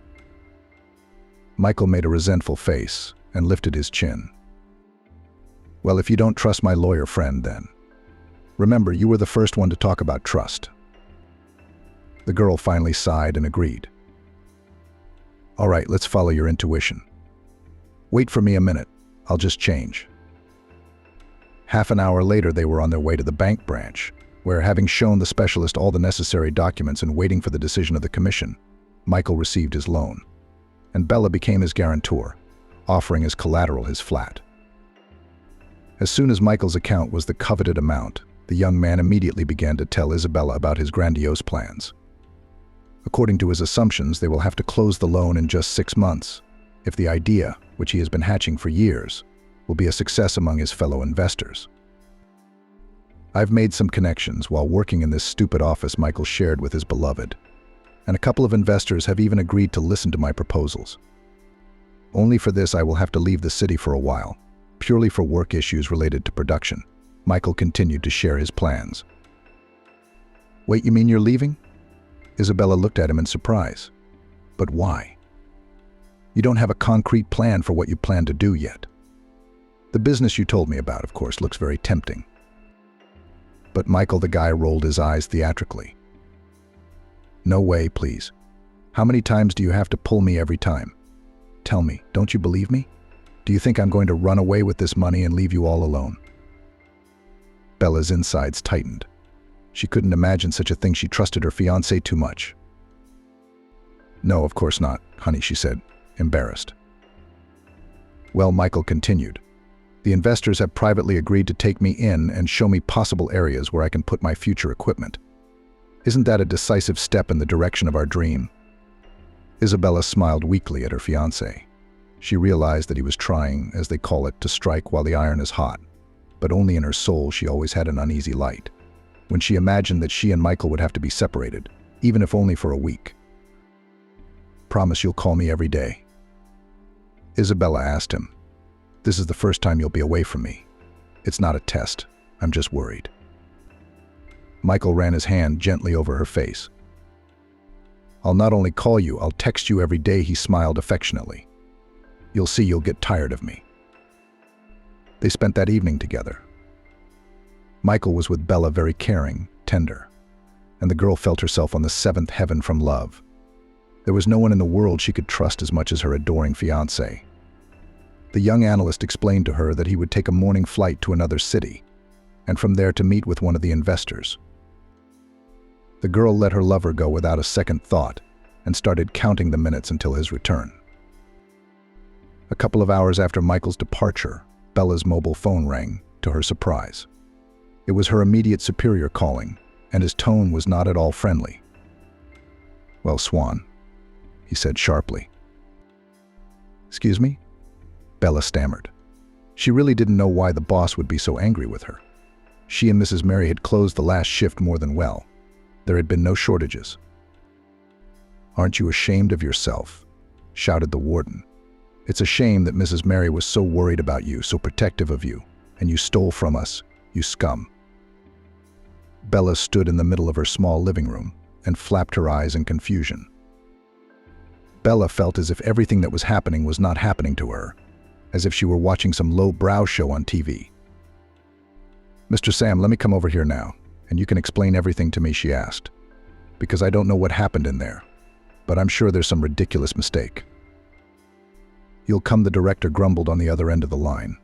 "Yes, of course you will, and you'll pay me back the whole debt, like a sweetheart, so that you'll be there in an hour. Do you understand?" Bella said goodbye briefly and began to pack. In less than an hour, she was already in the office where Mr. Sam Smith, the branch manager of their press kiosk, was sitting. Entering the office, the girl, to her great surprise, found her partner there as well. Mrs. Mary looked tired and anxious, as if she had been up all night. But when she looked at Bella, her eyes were filled with hatred. "Ah, here you are." The headmaster started from the doorway and locked the door behind her. "But please explain, where did you put 40,000 of the proceeds?" "What?" Bella almost choked with indignation. "What 40,000? What are you talking about? I gave the cash to the collectors the day before yesterday." "Yeah, Mrs. Mary's a witness. We counted it all together." She, however, threw up her full hands in resentment and shook her head. "Bella, let's not do that. Don't involve me in your machinations, please." "What machinations?" "Mrs. Mary, you saw me handing over the bag to the collectors with your own eyes." To her amazement, her partner began to sob, and then cried and put a handkerchief to her eyes. "Why are you doing this to me, Bella? Have I ever treated you badly? I'm a grown-up woman. You might say I'm in my 5th decade. Am I going to lie to Mr. Sam? I didn't see that amount of money packed in that bag. That's a fact. What you put in that bag, I have no idea." Mrs. Mary continued to sob. Bella didn't know what to say for herself. There were no cameras in that kiosk. The boss himself had been greedy. He hadn't spent any money on installing them, relying on the honesty of his female employees. And now it turns out Bella was accused of stealing. "Don't you have anything to say to that, Bella?" Mr. Sam asked her, suppressing the anger in his voice. "I trusted you so much. I mean, you've been with us since you were 19. You're like family. And now this betrayal. You live and learn. You can't trust anyone in this world. No one." Bella could barely suppress the urge to cry right here in the office of her boss. She really truly loved this job. After graduating from school, when it turned out that her mother was ill, the girl did not waste time on education and immediately got a job at this kiosk. They paid here correctly every fortnight.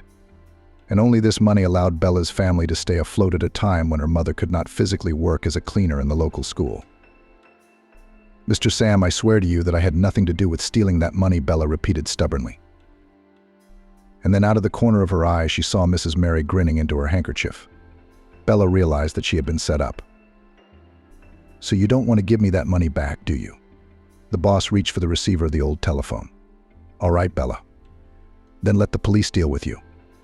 After all, you're neither my daughter nor my niece to mess with." "Wait a minute, Mr. Sam," Bella exclaimed in despair. "But let me work the money off if you like. Take all my wages for the next 2 months, but don't call the police." However, the boss only shook his head negatively. "No, there's no way I can allow someone like you to work in my kiosk. Money, of course, from your salary deducted, but so be it. Take pity on you, foolish. But don't go on the next shift. You're fired." At that moment, the girl thought she'd gone deaf. Fired? How could she be fired? She'd worked at Rospechat for so many years. The whole kiosk and every newspaper in it was like her own. However, choosing between dismissal and forfeiture of 2 months' wages or prison, Bella chose the latter. When she and Mrs. Mary left the office, the girl turned to her former partner. "Why did you do this to me, Mrs. Mary? What have I done to offend you so?" The woman squinted angrily, but a victorious smile played on her lips. "You shouldn't have been always happy and cheerful, as if you didn't work in a kiosk, but every day as if you were going out on holiday. You should be more modest, child." And then the partner contemptuously looked at the girl from head to toe. "All those workplace affairs you're having. I've always disliked them. Look at that redhead showing off. No face, no skin. All those suitors chasing after her. No, just a little bit at a time. Maybe life will teach you that you should conduct your affairs modestly and not poison others with your happiness? Bella stood dumbfounded, looking at Mrs. Mary. She had expected anything but this.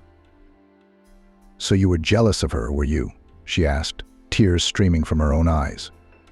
"Out of ordinary female jealousy?" Mrs. Mary just waved her hand, saying, "Don't be dramatic," and then she added, "You can't prove anything anyway. And I need that money more.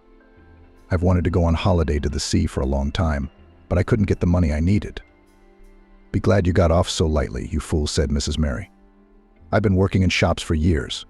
A mouse like you would be a piece of cake to deal with." With these words, Mrs. Mary looked round, and making sure that no one could hear them, walked quietly and leisurely away in the direction of the exit. She felt as if she had really just been dumped in the mud. Unable to contain the storm of warring emotions any longer, the girl stepped out into the fresh air and decided to call Michael. She realized that it must have been a short time since he had boarded the plane. By now, her fiancé must have just checked into the hotel. But she could not wait any longer, and, having dialed the cherished number, she was ready to hear her dear and beloved voice, when suddenly, instead of her fiancé, she was answered by the operator's dry mechanical answering machine. "The subscriber is switched off or is out of the network coverage area." Isabella Swan glanced at her wristwatch and frowned. By all plans, Michael should have landed by now. An uneasy feeling crept into her heart. Had something happened to the plane? Bella remembered what Michael had said about his flight and called the airport. And when a polite employee explained to her that the flight she was asking about did not exist, Isabella, having lost her balance abruptly, fell to the floor without feelings. When Bella regained consciousness, no one was around. Luckily, she hadn't been lying there long, so at least she hadn't been cleaned out. But who was she kidding? She'd been cheated, it seemed. In one of the most sneaky and lowly ways possible, they had invaded her trust to help her apply for a loan. The girl found it hard to believe that Michael could run away with the money, depriving her of essentially everything. There was nothing to pay the interest to the bank. She had no job. That meant her flat would be taken by the bank very soon. Isabella didn't want to accept what was happening. It seemed that her whole life, which had been going well, was shattering like a crystal vase that had fallen to the floor. The girl, for the next few days, without ceasing, called Michael, but each time she answered the operator, claiming that the number of her fiancé out of network. Most likely, Michael has just thrown out the SIM card and now happily hiding somewhere with a few $1,000,000, which so successfully divorced the poor girl. For Bella, however, remained a mystery, whether the cunning analyst really saved her then from the bandits or it was all a carefully thought-out plan. "Well, I guess I'll never know," she thought sadly to herself, and deleted Michael's number from her phone book. For the next week, Isabella Swan was in a terrible state. The last time she had felt this bad was after her mother's death. She wanted to call Anne first. Surely her friend wouldn't judge her. Perhaps she could help her think of something to do with the money. But Bella was too proud for that and didn't want to pressure her best friend with her problems. And then the girl saw on Anne's social networks that she and her fiancé flew on holiday to some distant warm islands. Isabella saw this as a kind of sign, saying that she is destined to pass this difficult test alone. Then Bella began to look for a new job. Here she received an unpleasant surprise. None of the little, or even decent firm did not want to see in its staff a person without education, who's only experienced the sale of press.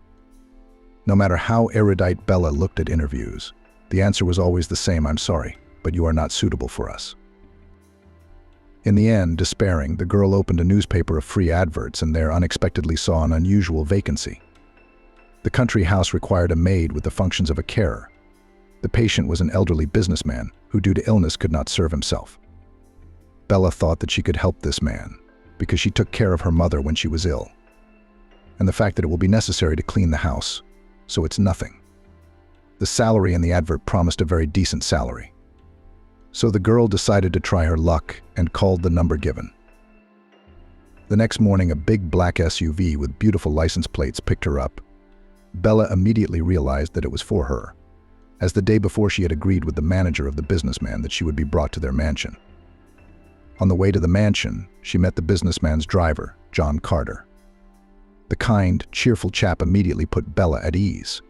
He told his young passenger funny anecdotes, and at the same time taught her how to behave when meeting with the businessman.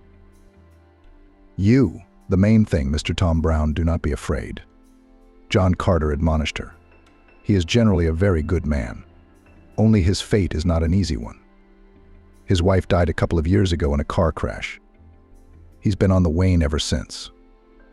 And lately there's a kind of sadness in his eyes. He needs moral support, someone to be there for him all the time." "Why don't you call a professional doctor for him?" Bella asked. "He doesn't want to," John said calmly. "Of course he has a doctor who visits him from time to time. But Mr. Brown himself doesn't like it very much. All those white coats, the smell of medicine, they make him nervous. But I warn you, I've got a bit of experience too. I've only looked after my mum, so I only know the basics of medicine." "Somehow I think that will be more than enough," the driver answered her and smiled. When the girl was brought to Brown's estate, that was the businessman's surname, Bella opened her mouth involuntarily, seeing the scale of the whole plot. There was a rose garden, and figures of trees, and even something that she had seen before only on the pages of magazines, namely a small shaped labyrinth, made entirely of greenery. And the businessman's mansion itself was truly astonishing to the imagination of the average person. It resembled a small medieval castle, only equipped with all the latest technology and cameras.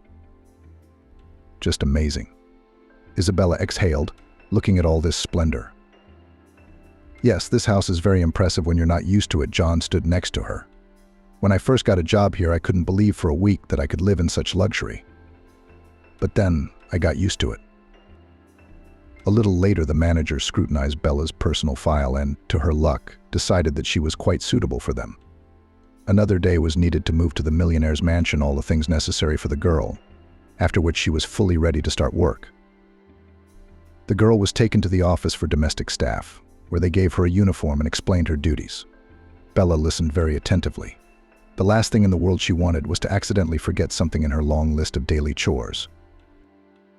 "Good morning, Mr. Tom Brown." She said a shy hello to her ward as she was led into his room and introduced to the businessman. "I'll be helping you now." Mr. Brown was a man paralyzed from the waist down who looked to be about 65 years old. His pleasant, noble appearance inspired Bella with some confidence, though her heart was shattered after the story with Michael. Isabella now saw a catch in everything and was afraid to trust men, even in small things. She realized that it was foolish to lump them all together. Mr. Brown looked at his new maid and smiled. "Your name is Isabella Swan," he said, looking curiously at her fiery red hair.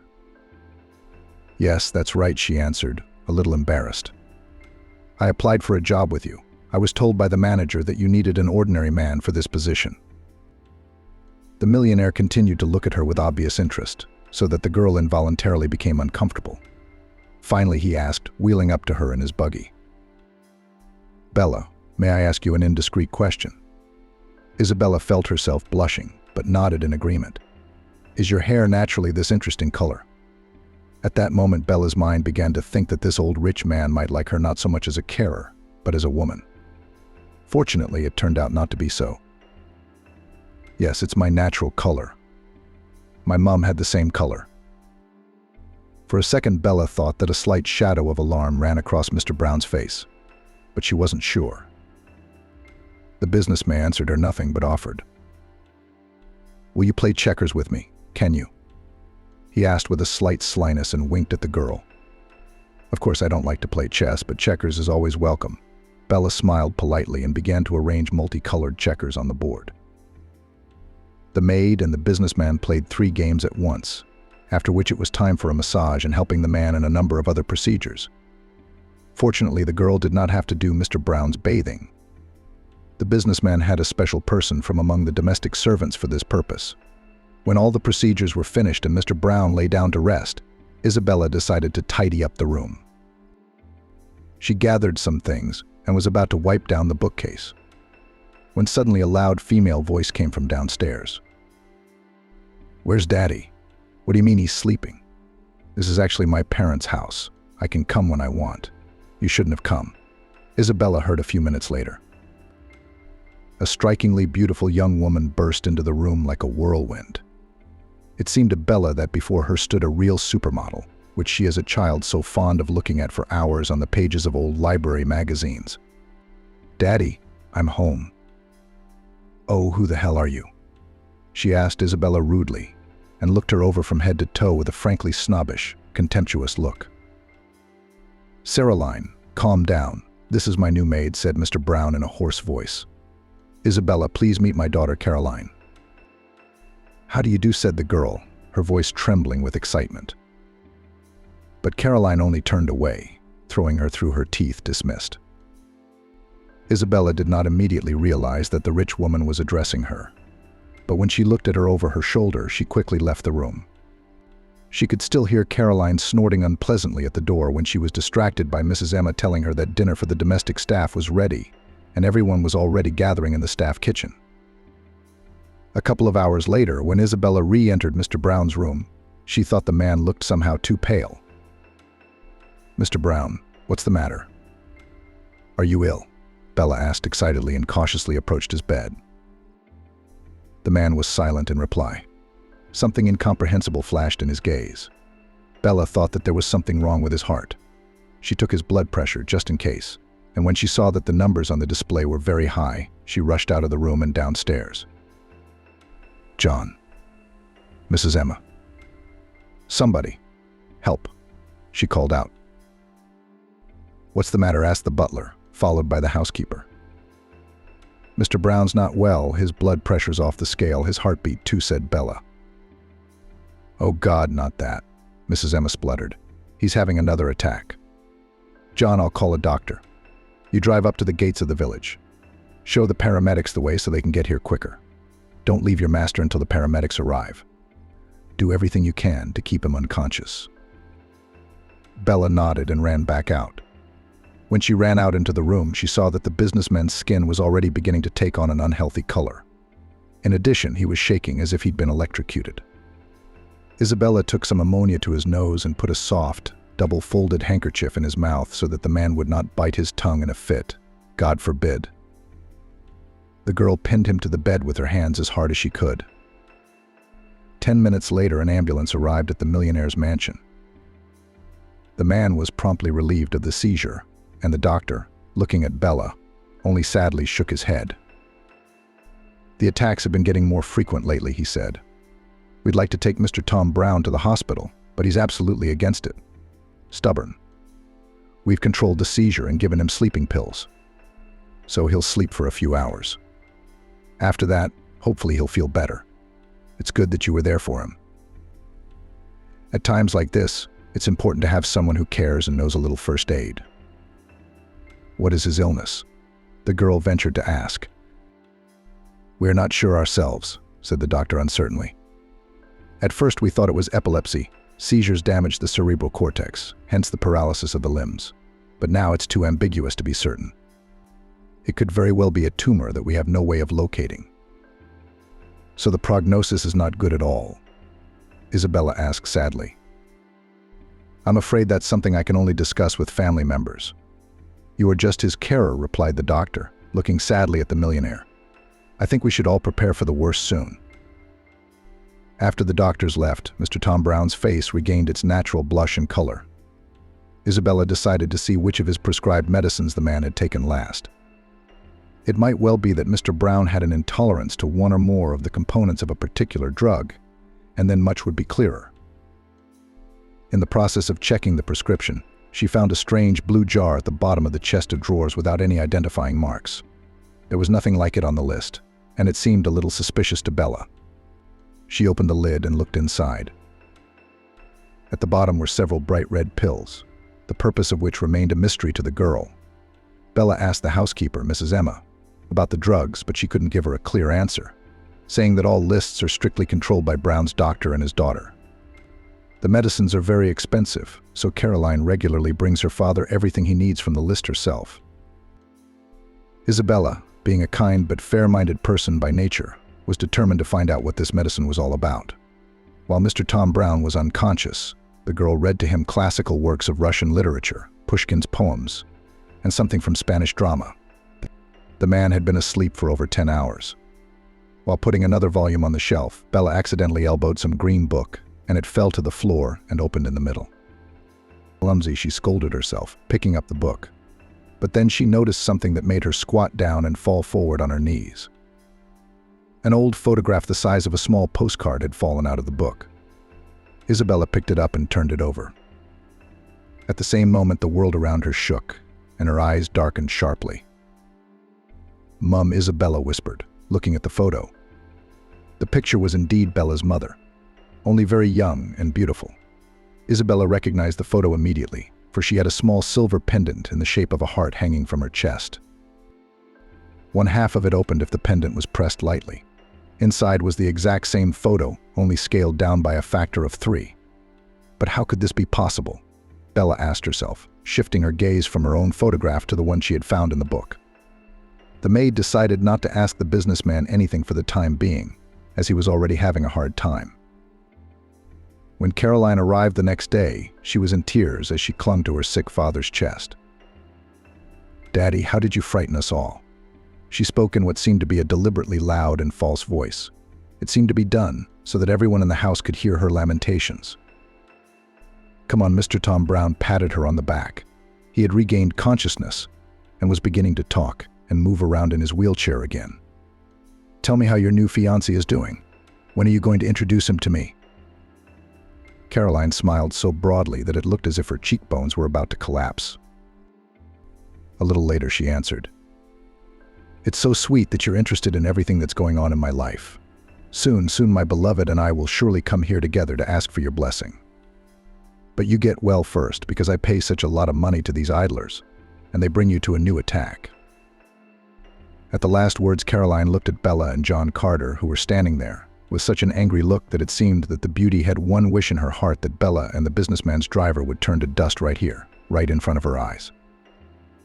"So these fellows, on the contrary, did their best to save my life," said Mr. Tom Brown. "Especially Isabella, a very good girl. Don't scold her." Caroline gave Bella a look of pure fury. Then she kissed her father on the forehead and said, as if nothing had happened, "All right, let them live for now. Dad, I'll go then, because I have to go to our office, some things with your partners to solve. You don't mind, do you?"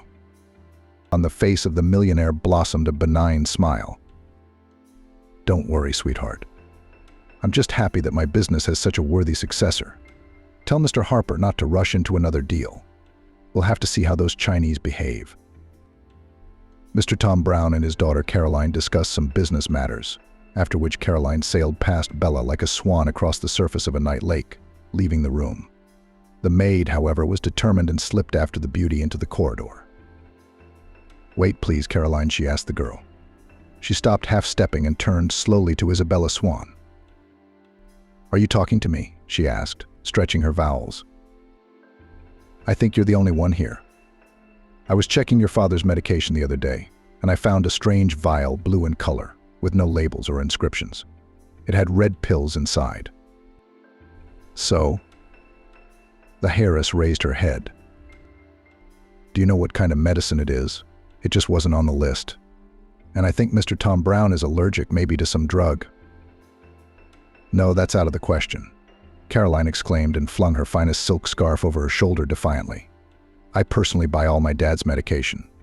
And what you're describing are, just so you know, very expensive vitamins from Germany. They are sold by the piece. That's why I put them in a separate vial, so as not to mix them up." "Huh," said Bella. "Vitamins, then? Then all the more reason to have them analyzed. Maybe there's some exotic ingredient in their composition that could provoke such a reaction? I've heard that expensive vitamins can have some pretty—" Caroline interrupted her with a regal wave of her hand. "I don't have time to listen to any more of this nonsense. Everything I bring my father is the best, and there can't be any reactions there. After all, what am I reporting to some maid? Go scrub the floors. Or don't you have anything else to do?" Bella decided not to poison her soul, and with a short nod went to the kitchen. However, as soon as she left the estate, Isabella Swan crept cautiously into the garage to John Carter. "John, can I talk to you for a moment?" the girl asked him. As the guy approached her, Bella whispered, afraid that someone might hear her. "I have a huge favor to ask of you. Would you mind driving me into town tomorrow?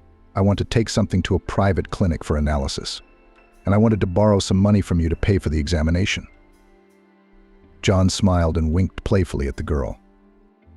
"What's that? Then, what's the drive?" Bella shifted from foot to foot, but finally decided to share her suspicions with the driver. "This may be completely crazy, of course, but I want to check out Mr. Tom Brown's vitamins, the ones in the blue vial. Something tells me they're not that helpful." John immediately became serious. "I've worked for Mr. Tom Brown for a long time. I can safely say he's like family to all of us here, and I'll do everything I can to make sure he gets better." The next morning, Bella and John went to the clinic, covering themselves with the excuse that they were going to the supermarket for some of the products that the owner of the mansion asked Bella personally. The girl really hoped that during these few hours of absence nothing fatal would happen to him. Isabella Swan had been looking after Mr. Tom Brown on her day off anyway, and had spent some time with him before leaving, following all the instructions of his attending physician. When they arrived at the laboratory, Bella gave the specialists 3 red pills, after which John Carter still paid them extra for the speed of the examination. Eventually, after several hours, during which the driver and the maid had indeed visited the shop and bought groceries, the lab technician who conducted the tests came out to them with the conclusion in his hands. His face was extremely puzzled.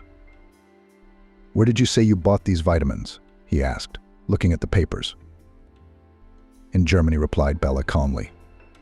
"Why, is there something wrong with them?" The medic's face darkened in an instant.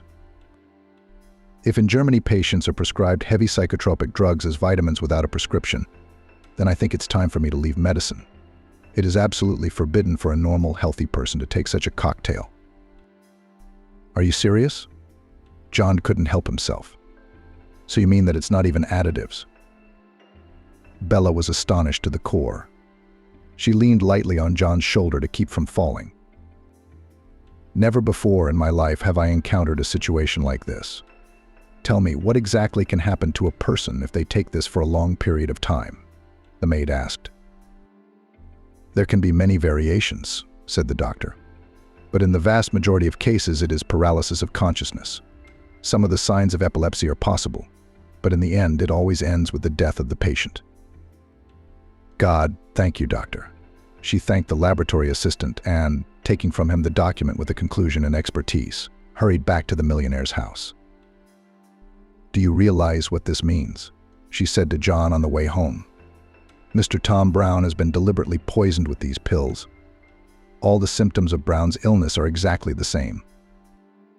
The driver looked worried, as did the maid. But there was a look of doubt on his face. "It is, of course, astonishing, but just. Who would want to do such a thing? I tell you, everyone in the house is very fond of the master. I think the answer is obvious. Caroline buys all the drugs. Besides, she's admitted to me herself that she thinks those awful things are vitamins. She also lied to me about Germany. I don't quite understand why a daughter would poison her own father." Then John couldn't take it any longer and pulled over, parked on the curb. "Bella, there really is something to this. Caroline, she's not related to Mr. Tom Brown. Brown married her mother when she had a child. That was Caroline, only 5 years old at the time. So Mr. Tom Brown adopted her." Oh God. Isabella understood, now that her mother was dead. And there's no telling what kind of accident it was, maybe not without her involvement. And she's decided to eliminate her stepfather too, so she can take over his company. Why? I mean, she's already running the place pretty well. "We must inform the owner as soon as possible." The young driver nodded and started the engine. "God forbid she should realize that you suspect something. She's a very cunning woman." When they reached the mansion, it was discovered that Mr. Tom Brown had had another attack, and a couple of hours before, his favorite stepdaughter had been in the house again. The doctor who examined the businessman came to a disappointing conclusion. "I'm afraid our Mr. Tom Brown won't survive another one of these attacks."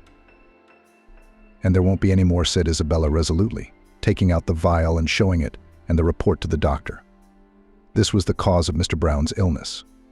Mr. Tom Brown will recover if he is not given these substances." The doctor looked at the pills in amazement and then read the report. "But that's a drastic change. We need to call the police." "We don't have enough evidence," said Bella. "And we can't disturb Mr. Tom Brown now. But there are other ways of approaching it." A few hours later, Mrs. Emma, the housekeeper, rang and, unable to hold back her tears, asked Caroline to come. "Caroline, please come right away at once. Not a minute. Your father is dying." "Yes, he is. He's been sick again. The doctor said it's over." Caroline rushed in almost lightning fast and entered the house with a stride as sure and firm as a true mistress might enter a mansion. "Where is father? What is the matter with him?" said the beautiful heiress menacingly. John then very politely escorted her to Mr. Tom Brown's room. He was lying unconscious under a drip, but he looked quite weak. The very life seemed to be draining out of him. "Leave us alone," Caroline angrily ordered John, then slammed the door of the room right in front of the driver's nose. "Father?" Caroline spoke softly as she approached the dying businessman's bedside. "Really? Have you finally deigned to leave this world and spare me and your business from your perpetual grousing?" The pretty girl took a chair and sat down next to her stepfather. A gloating smile blossomed on her face. "God, who knew how long I've waited for this? I can't believe how happy I am. I was starting to worry. Why aren't my pills helping you finally get off your feet? Turns out all you had to do was wait a little longer. Well, you'll go feed the worms, just like my mom, who never had enough money. And me. I'll finally get down to the real business and make our company, no, sorry, father, my company proud of the whole country. No exaggeration." At this heartbreaking moment, the door of the room opened and a police investigator appeared on the doorstep with an open crust. "Who are you?"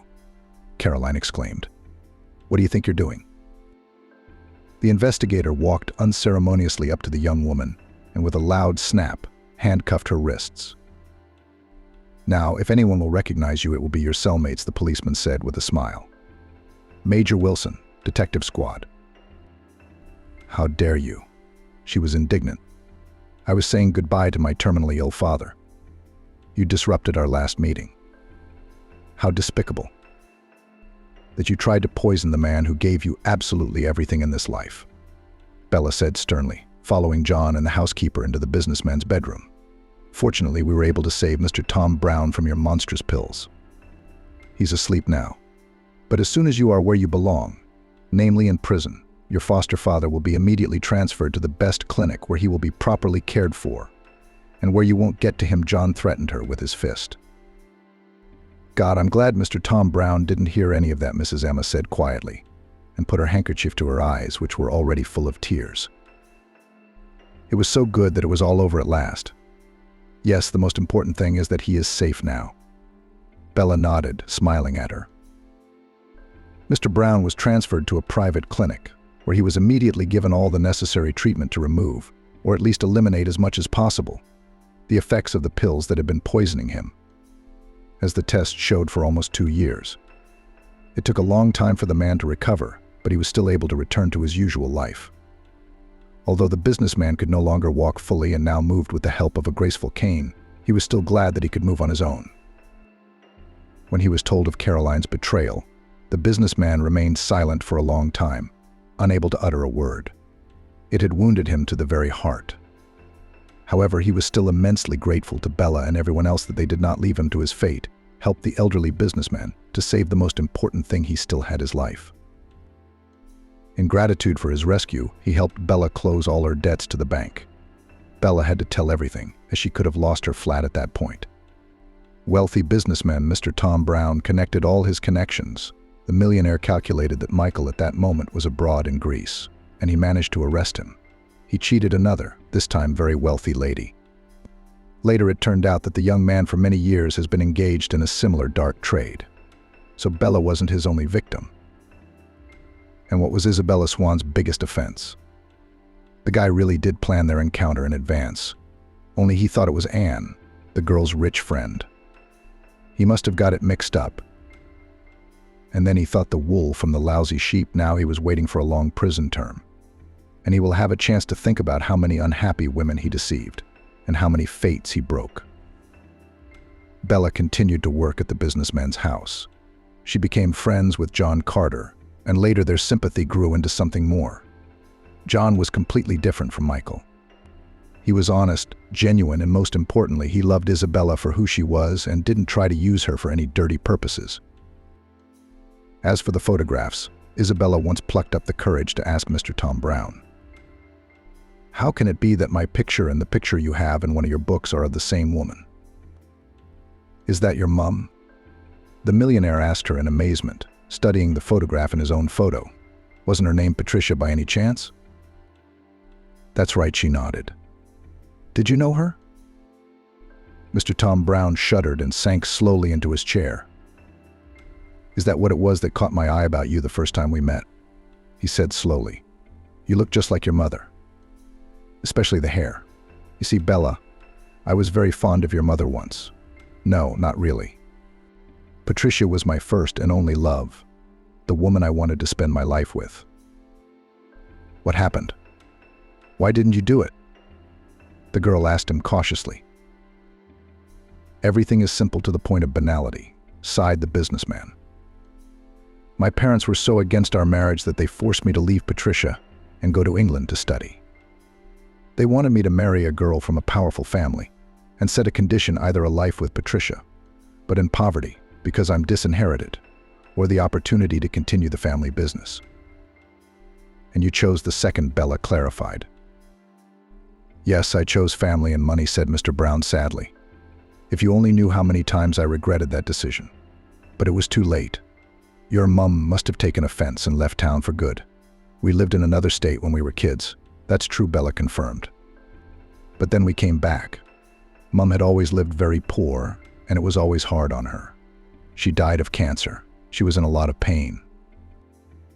When the millionaire looked at the girl, there was an inexpressible pain in his eyes. A few moments later, however, he suddenly asked, "Bella, do you know who your father is?" "No," the girl answered simply. "Mum never liked to talk about it. Once, however, she said that he was an unworthy man, but that's all." At that second, Bella began to understand what Mr. Brown was getting at. "No," she said slowly. "You don't think that?" The elderly businessman fell to his knees in front of her. "Bella, please let me do a paternity test. What if you're my daughter? What if my Patricia left me a blood heir?"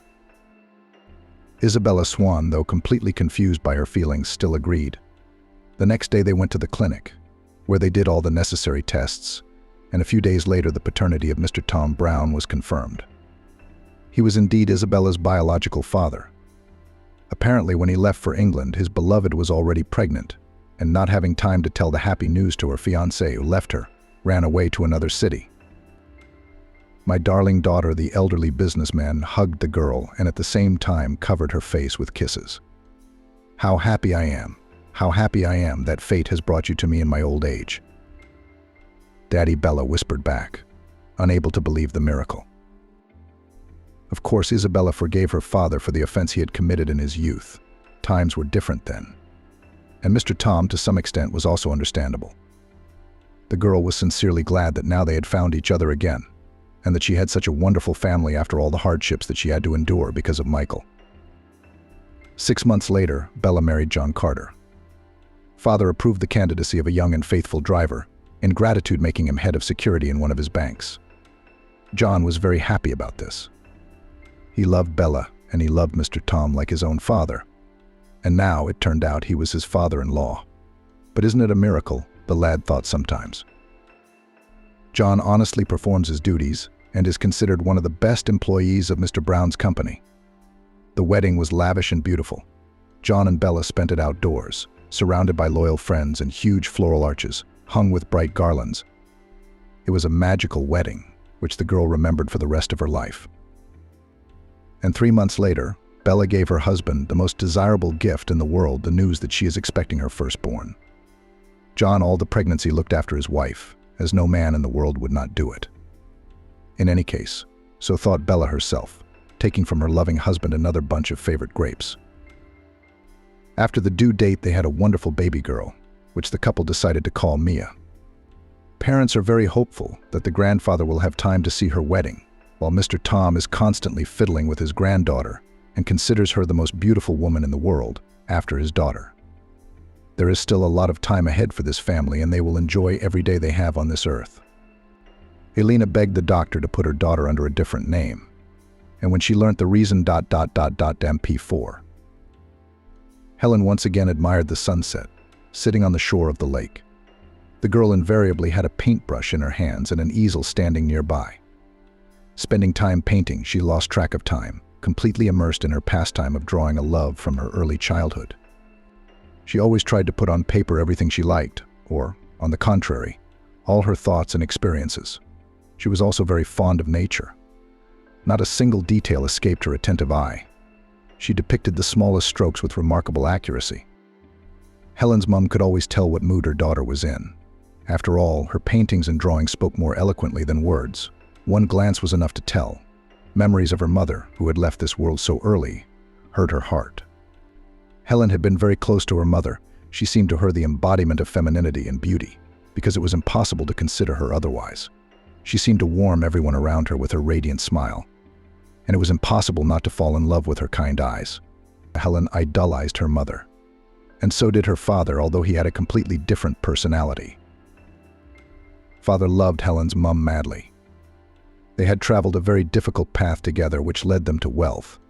But unfortunately, to continue to go through life, he now had to go it alone. Mum died suddenly and quickly. Just one day did not wake up.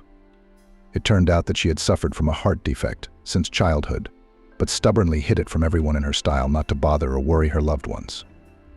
Therefore, no one even suspected of the disease.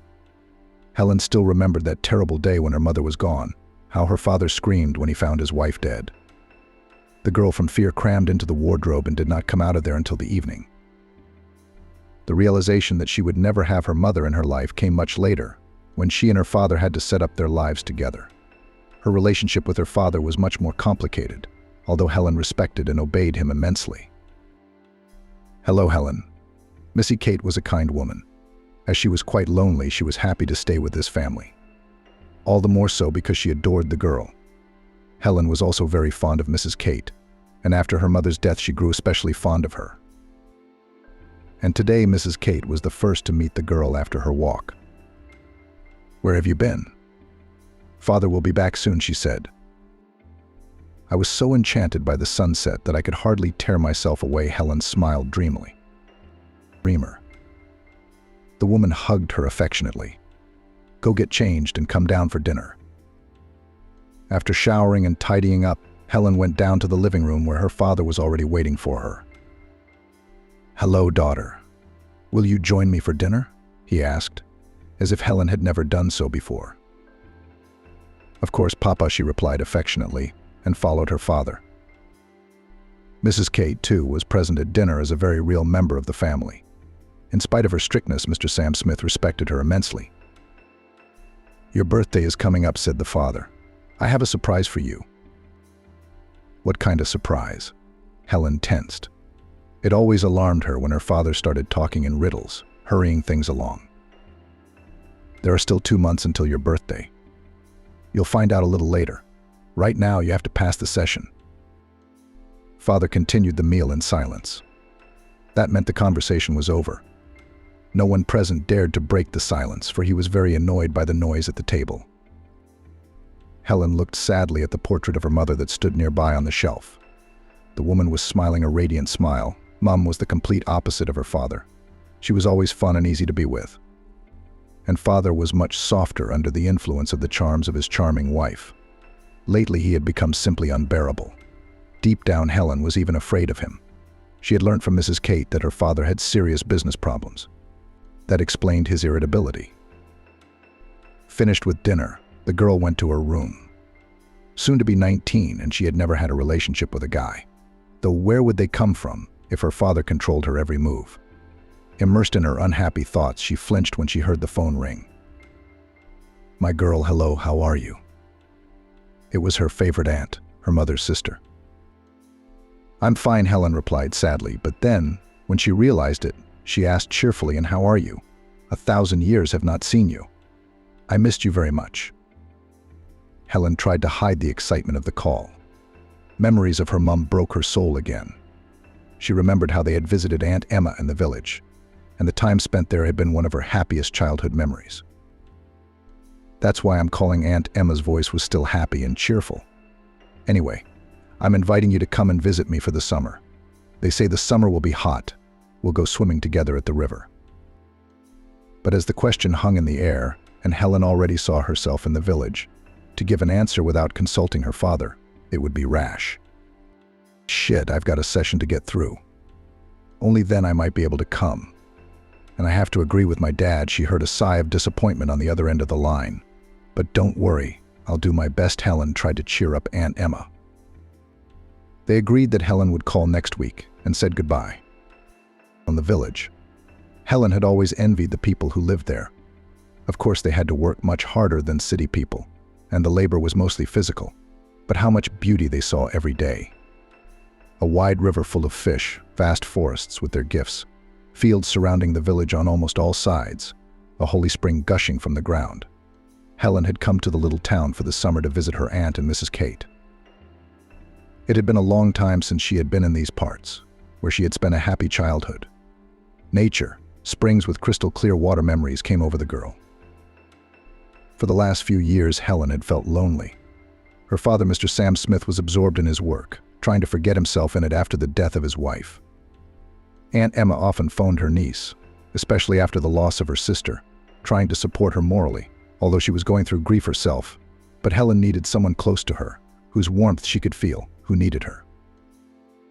The school term was coming to an end, bringing closer the inevitable conversation with her father. Helen rehearsed the upcoming dialogue, berating herself for her fear of her own parent. She hadn't seen much of him lately. He was literally sleeping at work. One day the girl managed to catch her father at home. He was sitting in his study, immersed in his laptop, with disheveled hair and 3-day stubble. "Dad, can I talk to you?" Helen asked timidly, opening the door. Yes, come in," Mr. Smith replied absent-mindedly, keeping his eyes on the screen. Helen sat down in the chair opposite. "Aunt Emma called yesterday," she began quietly. "It's good that she doesn't forget you. How's she doing?" Dad replied, not taking his eyes off the monitor. "She's fine. But she suggested something to me, and I wanted to discuss it with you," Helen exhaled. "Discuss it?" Mr. Smith finally pulled himself away from his work and raised his eyebrows questioningly. "All right, I'm listening." "Aunt Emma has offered to stay with her this summer, and I'd like that very much. If you don't mind." Father thought for a moment. "All right, go have fun. But on one condition, you have to be home by your birthday. I hope you haven't forgotten that we're going to have a big party." Helen couldn't believe her happiness. She hadn't even expected her father to agree. She jumped up, hugged her parent, and kissed him on the top of his head. Tears glistened in his eyes. "That's it. Go on, daughter. I have to work." Mr. Smith abruptly dismissed her, returning to the computer. Helen left the office feeling inexplicably sad. That evening she phoned her aunt, telling her that she would be arriving soon. A few days later, Helen was already packing her bags, looking forward to her holiday. Despite her advanced age, she had never traveled anywhere on her own. So Helen smiled as she fell asleep on the train to the sound of the wheels. Her aunt met her on the deserted platform. "Helen, how long it's been since we've seen each other." Aunt Emma hugged her niece. "God, you're so beautiful. I can't believe it." After picking up their things, they set off on the motorbike with the sidecar. Driving past a large empty field, Helen admired the vastness and wildflowers. It had been a long time since she had seen such picturesque scenery. The warm rays of sunshine were folding into quaint islands, making her imagination plan their arrangement on the canvas. A gentle breeze blew her hair out of her braids, and despite the intense heat, Helen was incredibly happy. "Go into the hay, darling," said her aunt. "It's much cooler in here. It's very stuffy in the hut." After unpacking, Helen stepped out onto the porch and looked at the familiar but almost forgotten shapes of the neighbors' houses. Nothing seemed to have changed since the days when she had visited with her mother. "Let's go to dinner, dear." Emma put a hand on her shoulder. Helen brushed away a tear and followed her aunt. Lunch was to be in the garden, in a gazebo surrounded by a thicket of grapes. It was strange, but she and her father had never eaten outdoors, even though their garden was beautiful, preferring to eat at home. And here, dining outdoors seemed so natural that Helen ate even more than usual. "If this keeps up, I'm afraid I'll have to change my wardrobe," she laughed. "You can't spoil your slim figure," Aunt Emma flattered her. After a little silence, she added, "I'm sorry." "What are you sorry for?" her niece hastened to reassure her. "I knew how badly you felt about your mother's death, but I never called you to me. You see, I was afraid. I was afraid that seeing you would make me feel worse. You know how close we were to her. I'm sorry for my cowardice. I only now realize how wrong I was." Emma was silent, and large tears rolled down her apron. Helen rushed to comfort her. Together they shed many tears until almost evening, and when they had calmed down, they began to stoke the village bath. The whole atmosphere of the place had a calming effect. For a moment, Helen even felt her mother's presence. "Tomorrow they promise a terrible heat wave. Shall we go swimming with you at the lake?" Auntie suggested it. Helen agreed without a second thought. They talked a little longer, and then went to their rooms. But sleep did not come, so the girl decided to go out on the porch, taking a plaid. Despite the hot days, it was a little chilly at night. The fence at her aunt's house was rather nominal, very low, so passers-by could easily see what was going on in their yard. Sitting down on the porch, Helen looked up at the sky studded with thousands of stars, and it seemed that even the sky here was quite different, not like in the city. Suddenly she heard a noise. At that time, a group of young men and girls appeared from around the corner. The guys were with a guitar, occasionally strumming the strings. Helen smiled at them. And suddenly she also wanted to give herself up to the impulse of youth, to have fun and party until morning, like most of her peers. But her father suppressed all her dreams and desires at the root. He even got angry when he saw her with a canvas and brushes. To say nothing of moonlight walks with the boys. Suddenly the company stopped in front of their house, and one of the guys stared at the girl sitting on the porch. Her long, dark hair fell down over her shoulders, and her fair porcelain skin inevitably drew the eye. Helen, embarrassed, looked away. "John, come on," shouted one of the girls, and the company moved on. The young man glanced round once more, but his friends quickly pushed him forward. Helen smiled to herself. So many new impressions she had never experienced before, and here in just one day. Waking up at dawn, the girl took her easel and went out into the courtyard, where there was a beautiful view. After making a few sketches, she hurried to help her aunt with breakfast, anticipating the trip to the lake. Freedom of movement thrilled her wildly, and passing through familiar and dear to her heart, she was plunged into a carefree and happy childhood. "Settled in?" Aunt Emma asked. "Yes, a bit of nature here, of course, is marvelous," shared Helen's impressions. Though Auntie saw everything perfectly well herself. Those burning merry eyes reminded her so much of her sister. Only it was noticeable that Helen was a bit stiff, as if she was afraid of being judged for any of her actions. "This isn't the city. There's real space here," the woman replied thoughtfully. After a quick snack, they grabbed a few things from home and put them in a basket, grabbed their beach gear, and headed to the beach by the lake. The splendor that presented itself to the girl's eyes was astonishing in its immensity. The lake with the clearest water was surrounded by pine trees on 3 sides. "Perhaps the scenery here is as good as any overseas resort," smiled Helen. "I wish I'd brought my easel. You'll have time, believe me. But today, let's sunbathe and swim," said Aunt Emma, nodding towards the blanket she had spread out. Helen took off her sundress, leaving her in a fashionable bronze-colored swimming costume. She had bought this item of clothing in advance, knowing that she would be swimming in the local pond. Suddenly, the girl felt someone's gaze on her. Turning round, she noticed a familiar group of young people who had passed by their house last night. Looking at her was still the same guy as yesterday. Only today his gaze was a little different. Today it was as if he was studying her, unashamedly, examining her from head to toe. That piercing gaze made Helen uncomfortable. She sat down next to Aunt Emma and pulled out a book, trying to concentrate, but it wasn't working. So she glanced round at the group. Suddenly, one of the girls walked up to the guy and literally hung around his neck. Helen looked at him disappointedly and turned away, feeling a strange feeling. After lying a little under the rays of the hot sun, Helen and her aunt took a dip in the water. Her eyes involuntarily cast a glance at the place where the same company was resting. But that fellow Helen did not notice.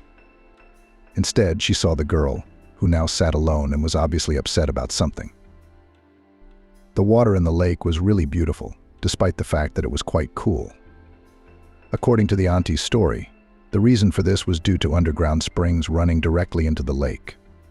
Having thoroughly enjoyed their swim, Helen and Aunt Emma did not return home until near evening and immediately began to prepare dinner. "You won't believe it, but I haven't had such a great time in a long time," Auntie confessed. "I haven't had proper company. You know, when my husband died, I thought my heart would burst with longing. But time heals. I realized that my business on this earth was not yet finished. And although fate didn't reward me with children, I have you, and it's been a long time since I've felt as wonderful as I do today." Aunt Emma brushed away her tears. Helen rushed to comfort her. "Maybe you'd better move in with us. We have a big house and Daddy I don't think would mind," the girl suggested. "No, honey, my place is here. I've got my soul attached to it. This is where I'll end my journey. But I want you not to forget this place either. After all, this house will be yours when I die." Helen answered nothing, pressing Aunt Emma to her bosom. She stroked her wavy hair, from which gray strands were poking out. After enjoying the cool of the evening, they returned to the house. It was getting dark, but Helen didn't want to go to bed. She went out on the veranda and took a warm blanket and a cup of herbal tea. Leaning back in the old armchair, she gazed at the stars and dreamed. When she heard the creak of the wicket door opening, she shuddered. On the path directly to her walked the same young man, carrying a bouquet of wildflowers. The girl froze from fear and excitement at the same time, but did not move. "Hello, stranger. Sorry to intrude, but I had no other choice," he pronounced. "Didn't know when I'd be able to see you again." John looked Helen straight in the eye and smiled. "These are for you," he said, holding out the flowers to her. Helen accepted them, giving the young man a radiant smile. "May I sit down?" he asked.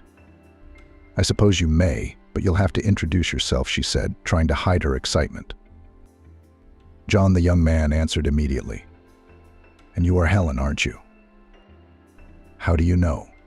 she wondered. "I had to find out." The boy smiled. Helen noticed the shadows in the window of the dark room and knew that Mrs. Kate was watching them, but she did not interfere with their acquaintance. "Wouldn't your girlfriend be unhappy that you'd come here?" Helen decided to ask, for the question had been on her mind ever since she had seen them. "I've been cuddling with Anne for a month on the beach. I don't have a girlfriend. Anne's just a friend. We rent a house near you. For the second summer in a row, there are 5 of us, 3 guys and 2 girls. We're all studying together at one of the universities in town. And this place was an accident, but we fell in love with it unconditionally." John's voice was so pleasant that Helen was ready to listen to it all night.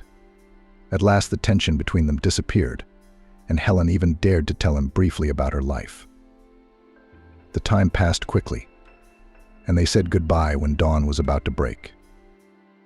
Helen immediately fell asleep in her cozy bed with thoughts of her new acquaintance. Meanwhile, John returned to the house where his friends were waiting for him. "How did it go?"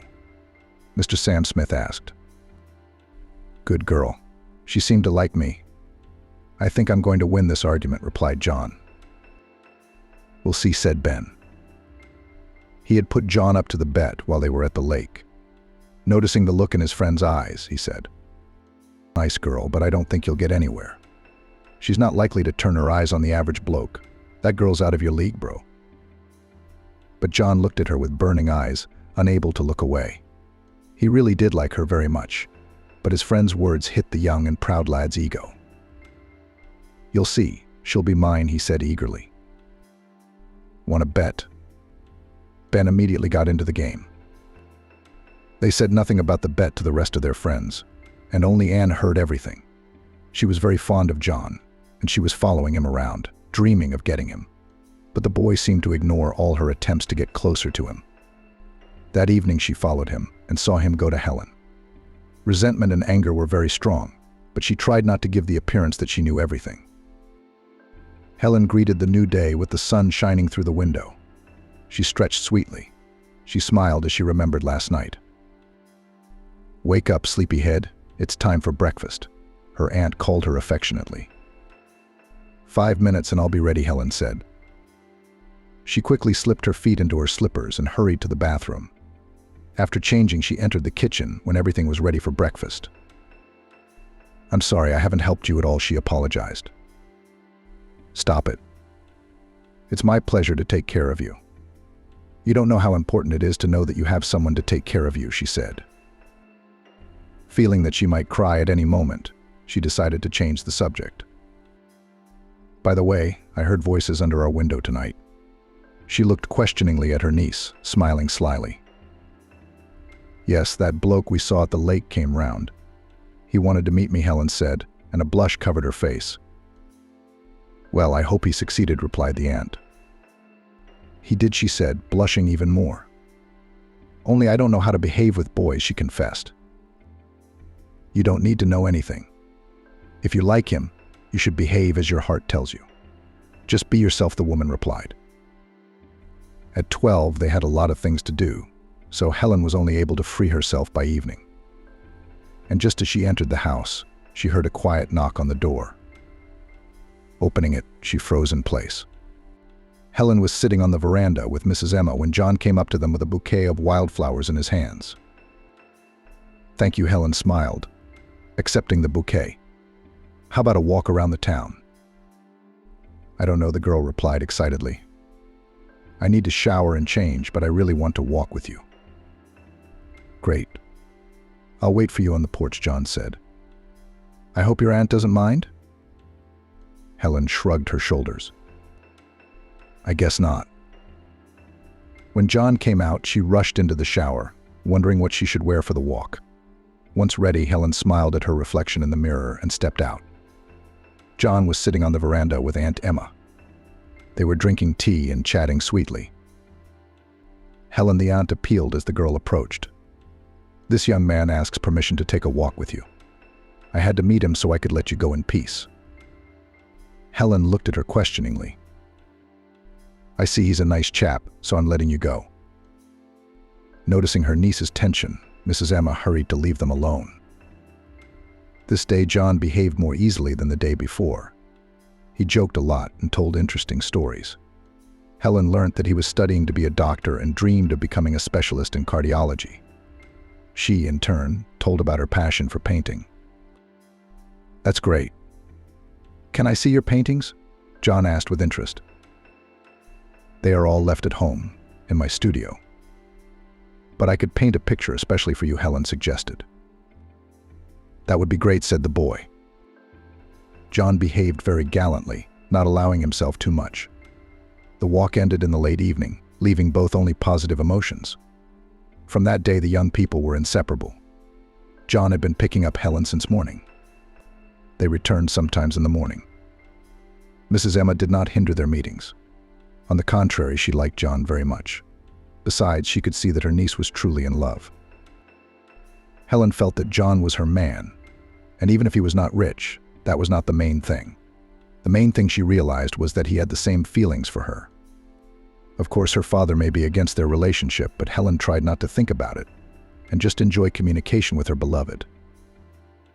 The couple often discussed joint plans for the future, where they could no longer imagine themselves apart. "It's the first time I've been like this," said John, sitting on the shore of the lake, which has become their favorite place for dates. "I can't be without you for a minute. I've had other girls before, but this is nothing like what I feel for you." John pulled Helen to him and kissed her gently. "What about Anne? Did you go out with her too?" the girl asked with a smile. "No, although I know her desire to be with me.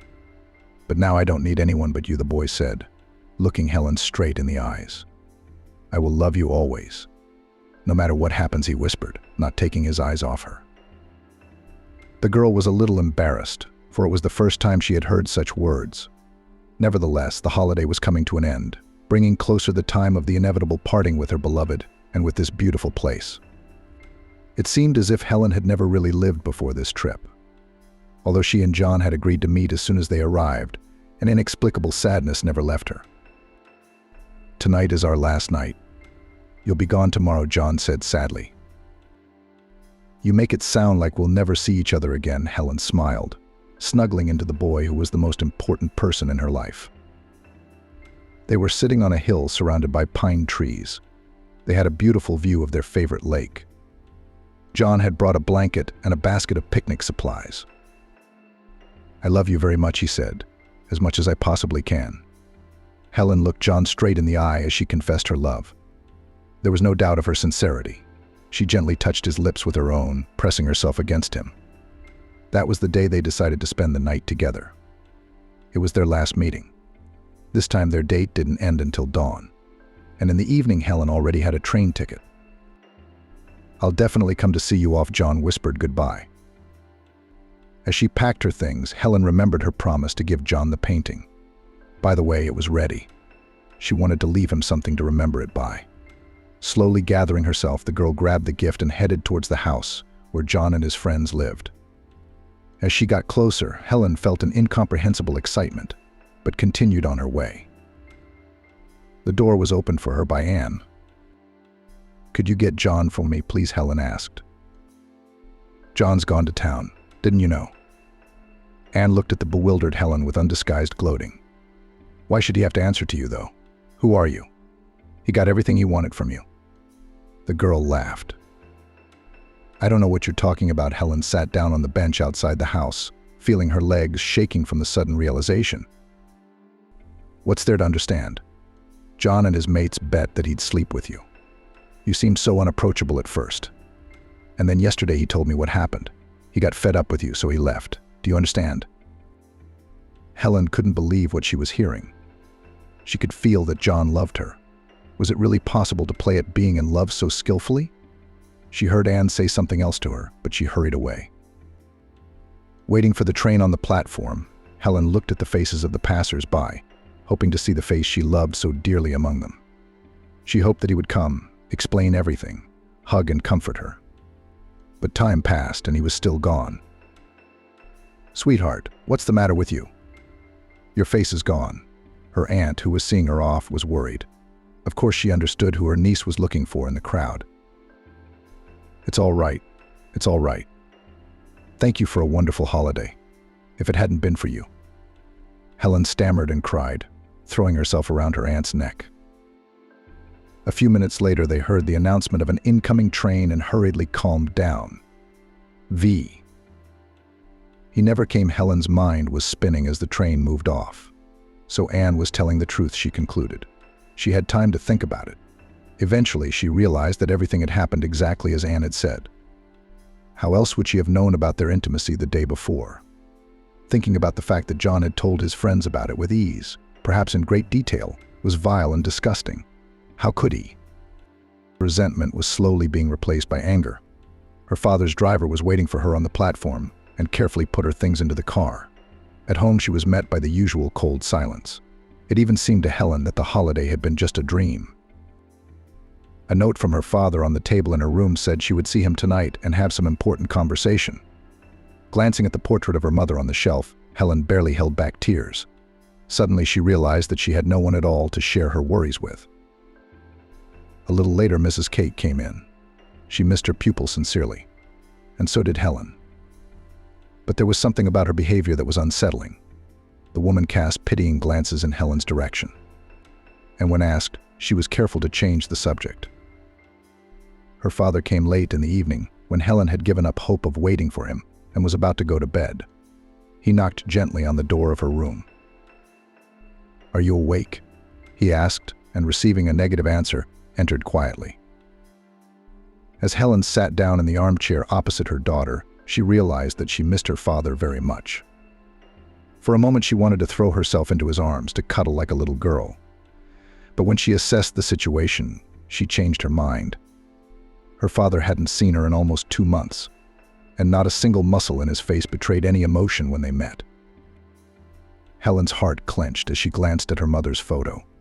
Helen dared to ask, "What did you want to talk to me about?" "Your birthday is coming up," said her father. "I've decided to organize an evening at the Count's restaurant. There will be a lot of important people there. I'll introduce you to a lot of people." "Thank you. But why do I need these people? The girl timidly objected. I'd rather celebrate my birthday with my family. That's out of the question. I've made up my mind. Besides, the preparations for the party are in full swing. You have to outshine everyone. You have time to get ready. My father got up and headed for the door. Good night, he said and walked out. Helen sat down with her legs tucked up. Her phone vibrated, announcing an incoming message. It was from Aunt Emma. She was worried. Helen smiled. She hadn't received such warmth in a long time. Communicating with her aunt helped to take her mind off her unpleasant thoughts for a while. Saying goodbye, the girl fell into a deep sleep. The new morning greeted her with drizzling rain and cold wind. The sky was covered with bulky gray clouds, giving no chance for a single ray of light to shine through. Helen sighed heavily as she looked out the window. The weather completely reflected the state of her soul. Every minute she thought of John and what he had done. Her heart leapt out of her chest and tears welled up in her eyes at the memory of him. Wrapping herself in a warm blanket, Helen went to her little workshop. There she was finally able to distract herself. Taking in her hands brushes and paints, the girl plunged into painting. Remembering the native features of the face, Helen wrote a portrait of her lover, who broke her heart. Helen did not notice how the time flew by. She woke up only when she heard the sound of the front door opening and her father's loud voice. Helen looked down and was startled to see that her father had clearly been drinking, as evidenced by his awkward movements and his extremely wrinkled and unkempt appearance. I said no, all right. Mr. Sam Smith shouted. To sell the factory is to admit bankruptcy. I'll find a way out. Helen tried not to let her father see her like this. It was the first time she'd ever seen him drunk in her life. Something terrible must have happened, Helen thought. She couldn't explain her father's behavior otherwise. Slowly, the girl made her way to the kitchen, so as not to run into her father. She began to wait for Mrs. Kate. Helen, what are you doing here at this hour? The woman asked with a surprised raised eyebrow as she entered the kitchen. I need to talk to you.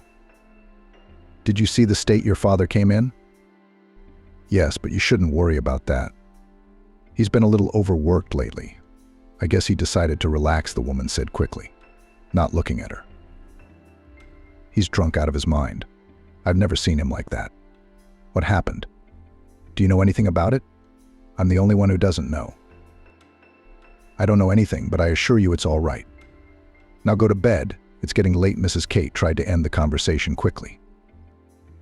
Helen didn't sleep well that night. The feeling of uneasiness did not leave her. John's face and Anne's haughty face came to mind. That's why she woke up in a bad mood with a sore head. Her father was not present at breakfast, so Helen resolutely went in search of him in his study. She was determined to find out what was going on with him. The door to the study was ajar and she ventured in without knocking. Mr. Sam Smith sat leaning back in his chair, thinking about something. His eyes were red, proving that he had spent this night without sleep. When he heard his daughter's footsteps, he flinched. Helen? He was surprised to see her. Come in, we need to talk. The girl sat down across from him and waited intently. You're old enough to understand the things we're going to talk about. I hope for your support. The beginning did not bode well. That's why Helen inwardly tensed up. My firm is in a critical state. I'm on the verge of bankruptcy. Plus, I'm in massive debt. What to do about it, I don't know yet. Helen sat there completely bewildered. She didn't know what to do next. But one thing was certain: she had to make arrangements for her future. Mr. Sam Smith paused, trying not to look his daughter in the eye. Your birthday is coming up, he said. As promised, I'm going to give you a big party. But Papa, Helen wanted to reassure her father, for it was the first time in years that he seemed so pathetic and smaller in stature. She wanted to argue that she didn't need this holiday at all, that it wasn't worth spending money on it, which was scarce now. But her father interrupted her sharply. The matter is settled, he said. Please listen to me to the end and do not interrupt me. This evening I will introduce you to your future husband. Helen was so shocked that she was speechless for a while. Only after a few minutes did she speak in a quiet voice. I don't understand how you can make such decisions for me. Who gave you that right? I'm a free man, and there's a man I'm in love with. So your plans aren't going to work out." Helen looked defiantly into her father's eyes, not expecting herself to be so bold. There was no reply, so she got up and went silently to her room. It was the first time she had ever objected to her father, so it made her feel sick to her stomach, and even more so that he had decided to control her fate without her knowledge. When she opened the only photo of her and John in her phone, she cried. For the next few days, she tried not to leave the room unnecessarily. Her father, too, seemed to avoid talking to her. From Mrs. Kate, she learned that he came late from work and almost always drunk. The time on the calendar was approaching the day of her birth. One night before going to bed, Mr. Sam Smith came to make up with his daughter. He spoke so softly and was as affectionate as he had been in his distant childhood when her mother was alive. "All I'm doing is looking after you, darling," he said. "I don't want you to be on the street, because anything could happen. Michael's a good man and he's been wanting to get to know you for a long time, so don't push him away. He'll make a good husband." He said many other things about the mysterious fiancé, marveling at his intelligence and success. They talked till nearly midnight, and Helen promised to think hard. In the morning, when it was barely dawn, she decided to call her aunt for advice. She knew that she would be awake by now, for in the village the time was very early in the morning. "Helen, my girl, how glad I am to hear from you," said Aunt Emma. Her voice brought an involuntary smile to her lips. There was so much I wanted to say and ask, but the lump in my throat prevented me from doing either. "How are you doing? Why are you silent?" Aunt Emma asked warily. I don't know," Helen said and cried.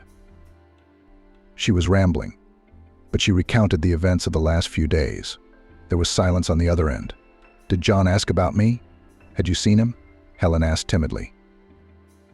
"No, I haven't. They left the village the same day you did," said her aunt. "Please, darling, don't cry. We'll think of something. I'll talk to your father. But you can't marry against your will. It's like the Stone Age." She resented it. After a little talk with her aunt, Helen began to calm down, having received the support of someone close to her. Her aunt promised to call back in a couple of days, assuring her that everything would be all right. She did call back. But this time the conversation didn't bring Helen any comfort. Aunt Emma confusedly advised her niece to take a closer look at Michael and not to be too hasty. Helen was surprised at the change in Aunt Emma's mood, for now everyone was against her. On the eve of the party, her father had brought her a fancy dress in which she was to appear in front of the guests. Helen absolutely did not want to have any fun. Every night she locked herself in her studio. She expressed all her pain and longing in her paintings. Her thoughts took her back to the short time she had spent with her lover. The events of the festive evening unfolded rapidly. She and her father arrived at the restaurant just in time. Many strangers frightened her and made her uncomfortable, but she had to hand it to her father, for he stayed with her almost the whole evening. Looking at the faces of the guests, Helen wondered which one of them was Michael. To her surprise, for almost half of the evening he was not visible among the guests. A pleasant slow tune began to play, and couples began to walk out into the center of the room. Looking round, Helen didn't realize she was alone. Her father had discreetly disappeared somewhere. "Would the birthday girl do me the honor of dancing this slow dance with me?" Helen heard a man's voice behind her. Turning round, she saw a man who, smiling, was staring at her intently. Without waiting for an answer, he drew her imperiously to him and drew her into the crowd of dancing couples. Throughout the dance, the stranger did not utter another word.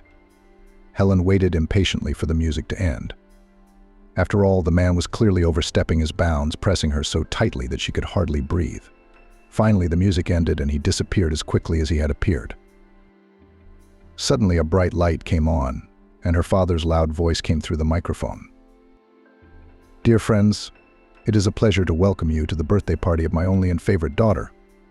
It was clear that Mr. Sam Smith had already knocked over more than one glass of champagne.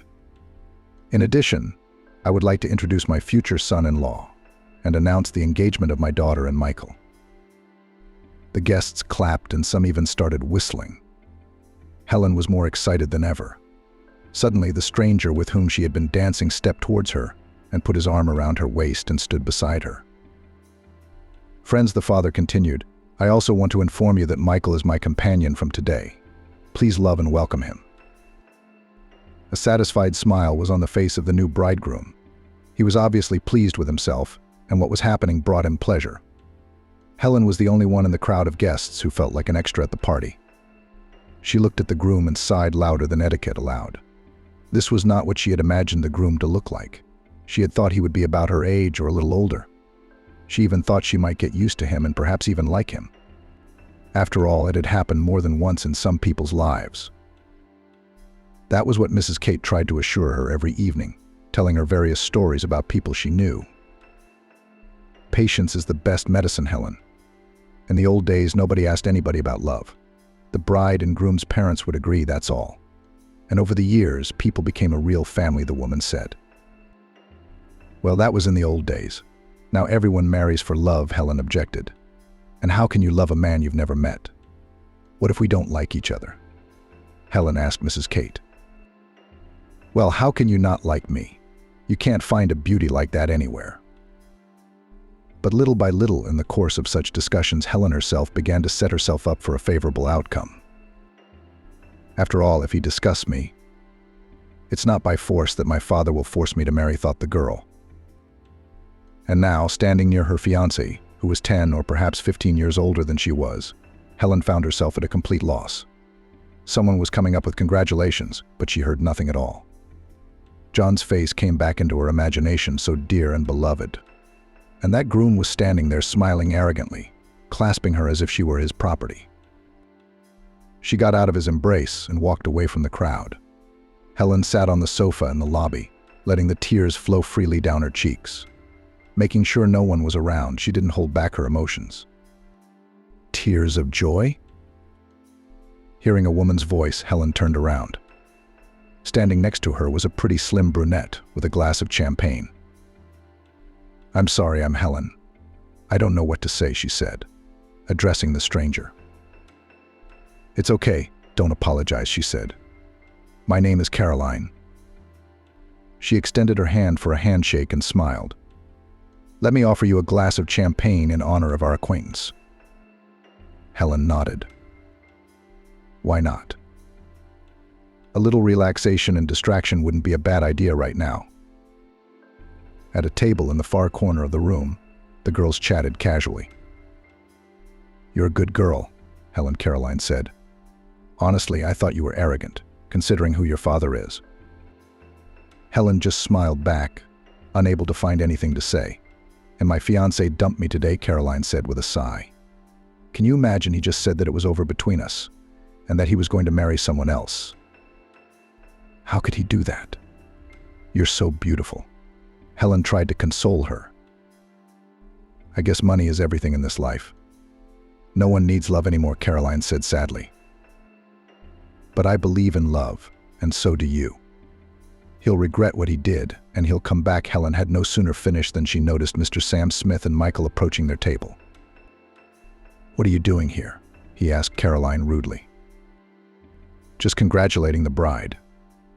Don't worry, I was just leaving, she replied, standing up and heading for the exit. What right do you have to send my guests away? Helen asked her father sternly. She wasn't on the guest list, he replied. Don't worry, dear, I'm just keeping you from unnecessary contact, Mr. Michael added with a strained smile that looked more like a grin. Let me decide for myself what socializing I want and what I don't want, Helen objected rudely. Apologizing, she followed Caroline, but to her dismay, the girl had already left the restaurant. Helen spent the rest of the evening trying to avoid everyone, including her own father. She was anxious to get home as soon as possible to get her thoughts together. When the evening was finally over, Helen was relieved when she went into her room and sat down on her bed, completely exhausted. There was no point in talking to her father tonight, but tomorrow the conversation was bound to happen. That was what Helen decided as she fell asleep. Waking up, and without waiting for breakfast, the girl headed for her father's study. He was already there. We need to talk, Helen began abruptly. Her father looked at his daughter in bewilderment. This was a tone she had never used with him before. I don't want to marry Mr. Michael. Please let him know that, she said. The matter of your marriage is settled and non-negotiable, said her father again. Michael is a very promising young man. You'll get on well with him. Young? He's at least 10 years older than I am, Helen objected. Besides, I don't like him at all. Arrogant and presumptuous. I don't want to marry him, Papa. He couldn't help it, he shouted. Enough. I've already told you that my finances are bad and we might end up on the street, Dad said. So I'm concerned about your future. It's a pity, Dad, that for the first time in my life I'll have to go against your will, Helen said quietly. I want to love and be loved too. Have you forgotten how happy it is to live with someone you love? She knew she had touched a sore subject. Her father was still suffering from the loss of his wife and tried not to talk about such topics. Suddenly, he sank into a chair, lowered his head, and sobbed. Helen was shocked by what was happening and did not know how to behave. I always loved your mother.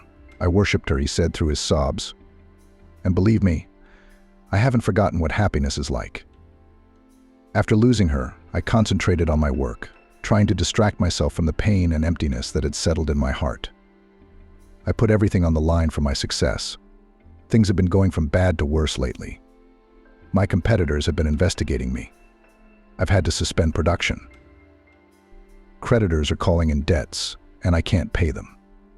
Michael offered to work with me and help me financially. He has a lot of connections in all the agencies, and in return he wanted to be my son-in-law. Her father looked her straight in the eye. Please, my daughter, agree, he pleaded. Don't break your old man's heart. I won't survive the loss of the firm. Helen silently walked out of the office. There were no tears. Thoughts were jumbled in her head. She went up to the studio and began to paint furiously, without stopping for a moment. She didn't come out until the next morning. A worried Mrs. Kate was waiting for her. Helen, what's the matter? She asked. I'm all right, she replied dryly. Tell my father that I agree. Tell him to start preparing for the wedding. As the door closed behind Mrs. Kate, Helen spoke aloud, looking at her mother's picture. I'll do what he wants for you, Mum. I don't want him to suffer for using me as a bargaining chip. Let that be on his conscience. From that day on, Helen became completely indifferent to everything that happened next. The days passed in the hustle and bustle of the wedding. The endless fitting of the wedding dress and other preparations were of no interest to Helen. She saw Michael twice more when he came to see her father, and then only in passing. He seemed to have no tenderness or interest in the bride. On the day of the wedding, Helen stood in her gorgeous wedding dress, trying to fight back tears. A multitude of guests took turns saying their congratulations and wishing happiness and love to the young ones. The bride thought about her own thoughts and listened to almost nothing. Occurring periodically, nausea and dizziness did not give rest. The fact is that a fortnight before the planned celebration, Helen learned that she was pregnant. This news at first caused a wild horror, and then she realized that in this way she would find the meaning of life, and the baby is her salvation from loneliness. That the father of the child, John, there was no doubt, as Helen was no one else Helen was close to. This fact both pleased and frightened her. On the one hand, the child would be a part of the man she loved. Helen did not want to have children from her unloved husband. But how would Michael feel about it? After all, he would surely find out. Helen tried not to think about that for now. She was worried about Aunt Emma's absence at the party. She was the person she most wanted to see. But neither her father nor Mrs. Kate could explain clearly why Auntie was not on the guest list. Her phone was silent in all Helen's attempts to reach her. The groom socialized more with the guests than with the bride. Only occasionally, under the shouts of bitter, he roughly grabbed her for a kiss. When the celebration was over, she had to get home alone. Of course, a car with a driver was waiting for her near the restaurant. It could not be otherwise, given the financial situation of the newly married husband. Only he, unfortunately, got so drunk at the end of the evening that he fell asleep on the sofa in the restaurant lobby. Helen couldn't help but feel relieved that she would have to spend the night alone. But to her surprise, the next day Michael did not show any interest in her. On the contrary, he deliberately went to bed in another room, dropping a greeting as he went. He made no further conversation with her. Helen didn't know how she should react to this behavior. On the one hand, she didn't want to be intimate with her husband, but on the other hand, she wondered why he was trying so hard to make her his wife when now it was as if he didn't notice, or even ignored her. There were more questions than answers. So after a few days of tense silence, Helen decided to talk to her husband, which she later regretted. Waking up before Michael, she hurried to the kitchen and made him coffee. After making a simple breakfast for herself, she poured tea and waited for her husband. Michael came downstairs and caught Helen's questioning look. "You didn't have to strain yourself," he said. "I never have breakfast at home." Having said that, he took the cup with the coffee prepared for him and defiantly poured it into the sink. "What's going on? Will you bother to explain why you're avoiding me?" "I don't understand anything." Helen tried to speak calmly, so as not to give away her excitement.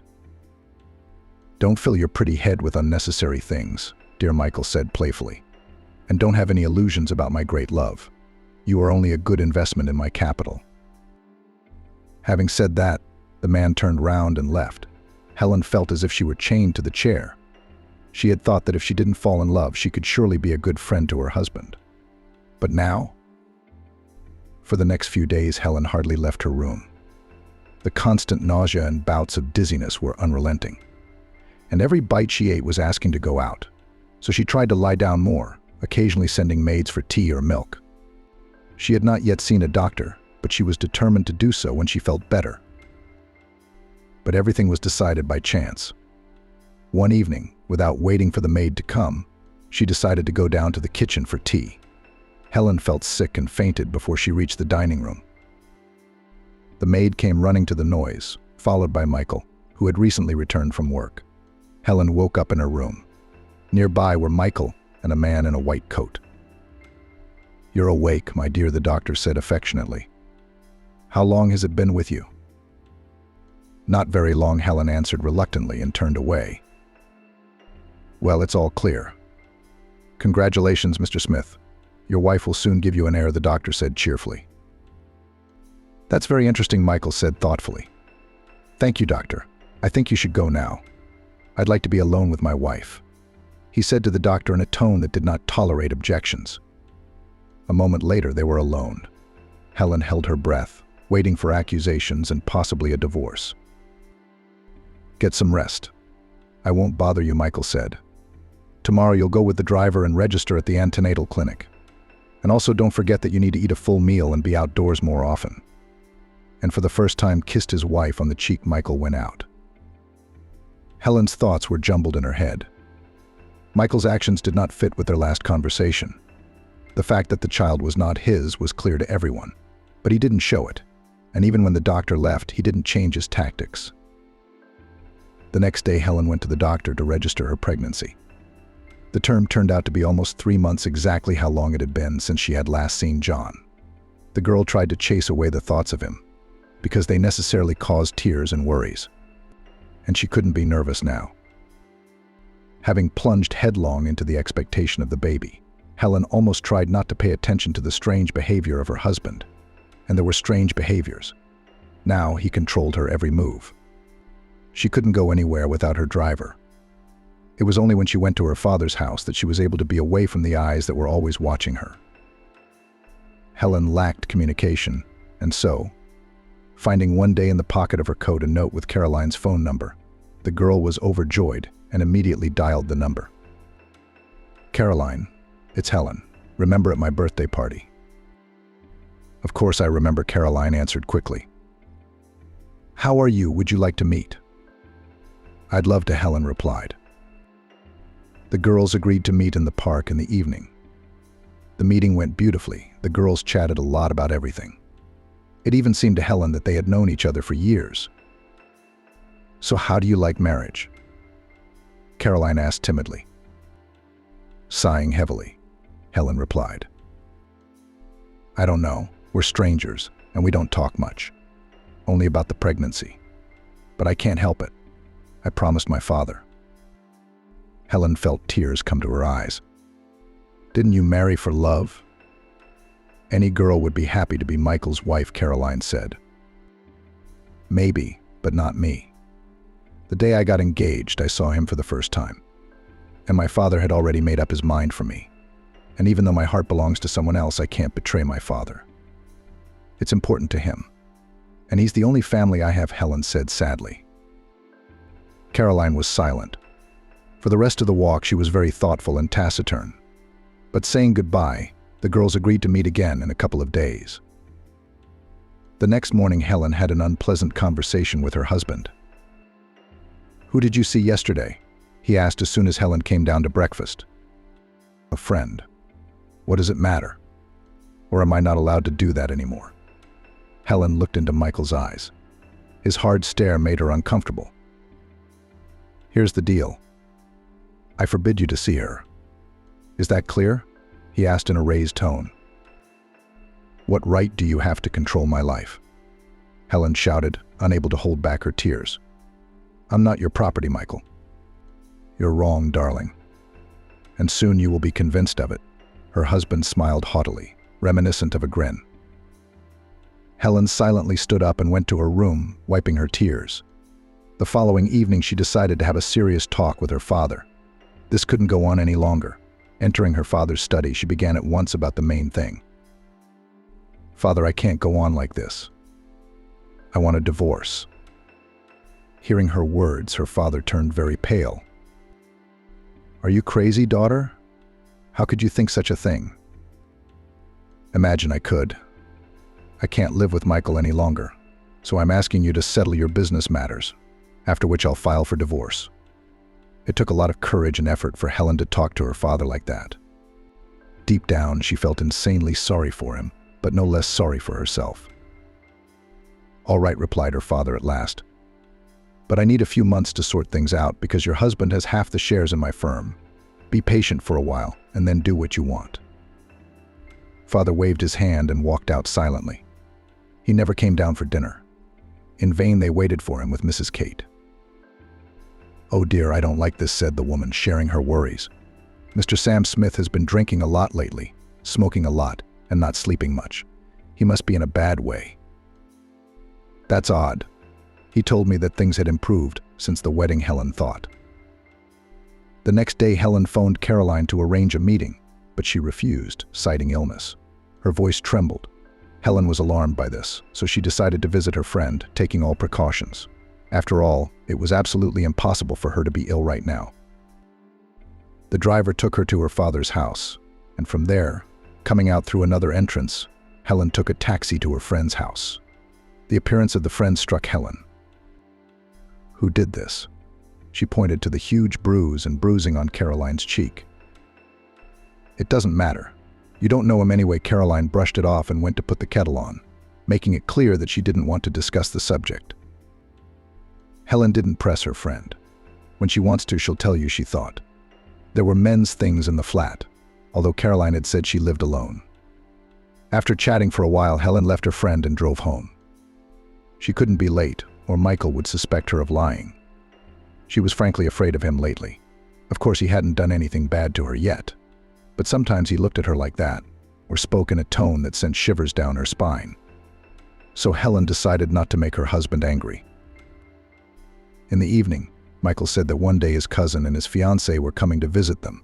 "Please prepare everything for their arrival," he said sternly. "Everything must be dignified. I hope I am understood." Helen nodded in response. Selecting an outfit to meet the guests, Helen wore a soft blue dress in the color of her eyes, a little loose cut, although it was hard not to notice the belly, which was growing every day. On Helen's orders, the servants had prepared a festive dinner of poultry and numerous appetizers. As Helen went down to the table, she heard the sound of voices coming from the living room.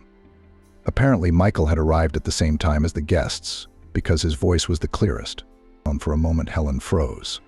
One of the voices sounded very familiar to her. Her heart pounded frantically.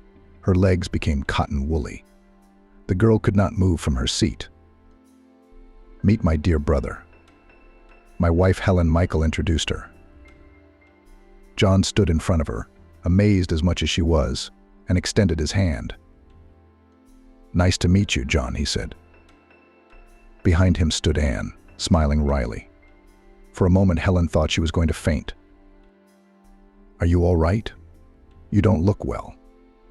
Noticing the pallor on her face, John asked. "Don't worry, brother. It's just that my wife is pregnant, and I'm going to have an heir soon," Michael laughed. "Congratulations," John replied quietly. "Well, let's go to the table," he said. John found himself across from Helen at the table and kept his eyes on her. Anne was angry and tried to distract her fiancé. "I'm sorry, Michael, that we couldn't come to your wedding. John is literally obsessed with his studies. And after he was invited to work at the cardiac center, I don't see him at home." Anne gave John a defiant hug, glancing defiantly at the pale Helen. "I hope you'll come to our wedding." "And how soon will it be?" Michael asked. "We haven't decided anything yet, so it's too early to talk about it," John cut in. Anne was silent. It was obvious that she was hurt by the words. When it was time for the hot meal, Michael suddenly shouted, "Well, who do you think will eat this rubbish?" He turned to his wife, pointing at the roast turkey. "I thought everyone would like it," Helen replied, confused. "Next time, before you think with your chicken brain, consult your husband." Michael couldn't stop himself. Apparently the strong drinks were doing their job. "I don't see what the problem is. I have a great respect for turkey." John stood up for Helen. "Don't," she whispered, looking at him. Tears glistened in her eyes. She left the table and walked quickly to her room. "Why do you treat your wife like that, and even a pregnant wife? Hasn't time changed you at all?" John asked. "She deserved it. Besides, I don't need counselors," Michael replied gruffly. "I agree with Michael. Why serve something your husband doesn't like?" Anne interjected. "Shut up. You're so pleased you spoke your mind today." John looked at Anne with annoyance. "All right, spit it out. Why did you come here?" "I'm guessing it wasn't out of love for your cousin," Michael asked, and the men went out onto the veranda to continue their conversation in private. Helen was crying hard in her room. Her feelings were overwhelming her, and now they were bursting out. She realized that she still loved John. That made the pain seem even worse. That evening, John and Anne stayed the night. Helen realized this when she caught John having a cup of coffee in the kitchen in the early hours of the morning. "Hi, will you join us?" John asked. "No, thanks. I think you should wait for your fiancé." "I'll have tea in my room," Helen replied. "Your room? Are you and Michael in separate rooms?" "I'm sorry, but I don't think that's any of your business," Helen sneered, and taking the cup of tea she had prepared, was about to turn round and leave when she felt John grab her arm. "I think we need to talk." Helen stared silently into his eyes, in which she was sinking by the minute. She realized that the conversation was inevitable, but she tried to delay it. "What is there to talk about? How you bet your friends that you could easily get me into bed? Or maybe you want to tell me how long you laughed at me after it happened?" Helen's voice trembled, tears welling up in her eyes. "What argument? What nonsense? I was shocked when you left without even saying goodbye. I ran to your aunt, but she asked me to leave you alone. I begged her for your address, but she was adamant. I tried to find you, but I realized I didn't even know your surname." John stopped talking. "I don't believe you," Helen sighed. "Especially now it doesn't matter. You don't love him now, and you're unhappily married. It doesn't concern you. You made your choice back then." Helen pulled her hand from his and ran upstairs. Her temples throbbed, her heart was pounding so hard that it seemed it would burst out of her chest. The girl dialed Caroline's number and told her everything. "What do you think you're going to do?" she asked her friend. "I don't know," Helen sobbed. "I don't know anything. Maybe you should tell him he's having your baby." Caroline had been privy to the secret for a long time lately. She was the only person Helen could share it with. The girl, sincerely sympathized with her friend, was aware of the rather strange relationship between her and her husband. He had a wedding coming up. Why should he know that? "Perhaps Anne will soon give him her children," Helen replied sadly. "Don't worry, we'll think of something. Besides, your father has promised to sort things out and authorize the divorce. The most important thing is to stop being nervous in your condition. It's dangerous for the baby." Talking to her friend calmed Helen down a little. That day she decided not to go downstairs. And the next day there were no more guests. Time passed, but the father could not yet sort things out. The pregnancy was coming to its logical conclusion, so Helen was very worried. She never saw John again, although he had managed to give her his card with his contacts through the maid. Michael looked at her as if she was nothing. and sometimes snapped at her, picking on every little thing. On the due date, Helen gave birth to a beautiful baby girl and named her Mary after her mother. When she looked at her, she gasped. The baby was an exact copy of her father, even the mole on her left cheek inherited from him. She was met from the maternity hospital by a driver sent by her husband and Mrs. Kate and Caroline. On the first evening at home, there was a scandal. Michael came home from work drunk and immediately blamed his wife. "How worthless you are. You can't even give birth to a son. I wanted a son, an heir." "And what's this?" He pointed to the cradle where the baby was sleeping quietly. "What are you talking about, Michael? You knew it wasn't your child from the start, but you pretended it wasn't. What kind of heir are you talking about?" "Yeah, I can't have kids, okay? And I was counting on this baby. He was born in wedlock, which means no one would question our parentage. A girl wasn't part of my plan," he shouted. "You don't have to worry. We'll be going home soon, and you won't have to endure our presence," Helen replied as calmly as she could. Michael laughed and pushed Helen against the wall. "You're wrong," he whispered. "You have nowhere to go back to. Everything your father has is signed over to me. I've got him on a tight leash. He won't say a word against me. So unless you want me to throw him out on the street in his trousers and you and your bastard, I suggest you think twice." "What's all this for?" she asked, barely breathing. "In time you'll find out. Be patient, my dear. But I'm warning you. Don't do anything stupid. It could hurt Daddy, or Nanny, or our little girl." Michael laughed wildly. The baby cried. Helen rushed to comfort the baby. She was stunned. She realized that Michael was crazy. And now she was even more afraid of him. She had only been able to call her father once. She realized from the conversation she had had with him that he would not be supportive. He was clearly not well. As usual, he asked her to be patient a little longer. On the occasion of the baby's birth, Michael organized a party. All his friends were invited, and John and Anne. The party was taking place in the living room on the ground floor, so Helen preferred not to go down to the guests, for fear of leaving the baby alone for even a minute. Suddenly there was a knock at the door. It was John. "May I come in?" he asked timidly. Helen nodded silently. John walked over to the cot and looked at the baby girl. "She's so cute. I've never seen such pretty babies," he smiled. Helen's heart sank as she watched the tenderness with which John looked at his daughter.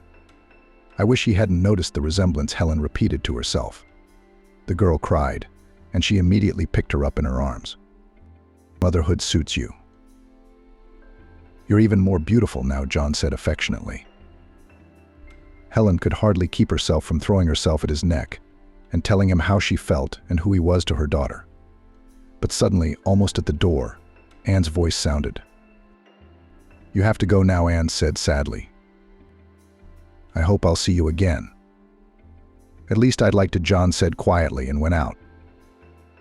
A fortnight later, the little girl was ill with a fever. There were no other symptoms. The girl screamed all the time. The antipyretics were almost ineffective. "Could you call a doctor, please?" Helen asked. "You don't need to bother your husband. It's just a cold," Michael assured her. "Please, the baby's not well." You can see that she begged. "All right. The doctor will be here tomorrow," Michael replied indifferently.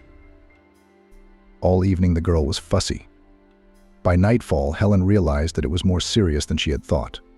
The girl's lips had turned blue, and the attacks of suffocation caused wild horror to her mother. Not knowing what to do, Helen dialed John's number on her business card. "John, please help. My daughter is dying," Helen shouted into the phone. "I'll come over right now and call an ambulance." "Hurry, please." Helen couldn't find a place to go as she hastily gathered the necessary things for herself and the baby. She rushed downstairs with her daughter in her arms to wait for the ambulance. John arrived at the same time as the ambulance, having ordered them to take the girl to the cardiac center where he worked. Michael didn't come out to the noise, apparently sleeping very soundly after taking another drink. "What's wrong with the baby?" she asked John when he and the professor came out of the room. "The situation is complicated. The girl has a heart defect. Did any of your relatives have a similar condition? Asked the professor. Yes, my mum, Helen answered with trembling lips. The girl needs an urgent operation. Do you give your consent? Yes, of course. Then we need to sign the necessary documents and start the preparations, said the professor. At that moment, the phone in Helen's pocket rang. How dare you leave with the child without my knowledge? Shouted into the receiver husband. My daughter needs help, and I, as a mother, will do everything I can to help her. We're not coming home to you again. I'll file for divorce myself. Helen said what she'd been wanting to say for a long time. What did you say? Divorce. There's one thing you haven't considered, dear. I'm the father of the baby, and with my connections, I could easily take her away from you. You wouldn't do that. You're wrong.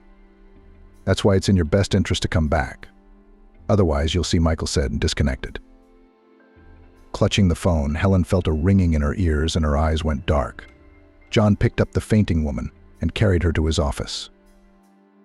When Helen woke up, she smelled the pungent odor of ammonia. I really need your help. In a pleading tone, she began the conversation. John nodded silently. We need to register the car under someone else's name and surname. Otherwise, he'll find us, Helen said. John didn't ask any more questions, but within an hour, she had the child's card with the changed personal data. Helen stayed close to her daughter the whole time the operation was being prepared. She only left to wash or eat. John was always there, too. He knew that Michael was looking for his wife all over the city, but did not tell Helen. The most important thing now was the outcome of the operation. The girl was operated on by one of the best cardiologists in the city. John assisted. Those few hours that Annie was in the operating theater seemed to Helen an eternity. And only when John said that the worst was over and the operation was successful, Helen was able to breathe out. She cried, throwing herself into John's arms. Annie is my daughter, isn't she? He asked Helen, gently stroking her hair. She nodded, and he pulled her even tighter. Later, sitting in the hospital cafe, the young people were drinking coffee and listening to the radio. Suddenly, the music was interrupted by an urgent news bulletin. It was reporting a major fire in one of the houses in an upscale neighborhood in the city. Helen was horrified to hear her father's address. He had died in the fire, suffocated and unable to escape. Mrs. Kate was badly injured and was in hospital. Helen rushed to her. The woman said that it was probably arson, for the doors of the house were propped up from the outside. Because of this, they could not get out. She also told of a letter she had kept for Helen. It was from your auntie. I opened it, don't swear, but it must have been necessary, because it was burnt. And I read it your aunt had been seriously ill lately, and her soul was longing to see you. She rang many times. Only Mr. Sam Smith forbade her to see you. Said she shouldn't mess with her head. Well, she sent me a letter before she died. No one but me ever saw it. She bequeathed the house in the village to you. She asked you not to leave it, and at the end she wrote, I hope you will find true happiness at your source, said Mrs. Kate, and closed her eyes. Helen cried quietly. Suddenly she saw through the window Michael's car in the car park. The girl rushed down the corridor, looking for an emergency exit, because John was waiting for her in the car. Hurry, he found me, Helen shouted, and the car whistled to a stop. In the mirror, she could see Michael's Jeep following them. God, he won't spare us now. John, please, she pleaded. Michael caught up with them. One more spurt, and he could have blocked their path. But as fate would have it, a logging truck was in the oncoming lane and Michael's car slammed into it at full speed. John and Helen were sitting in the waiting room. He wants to see you, the nurse announced. Helen entered the room where Michael was lying. He looked pathetic now.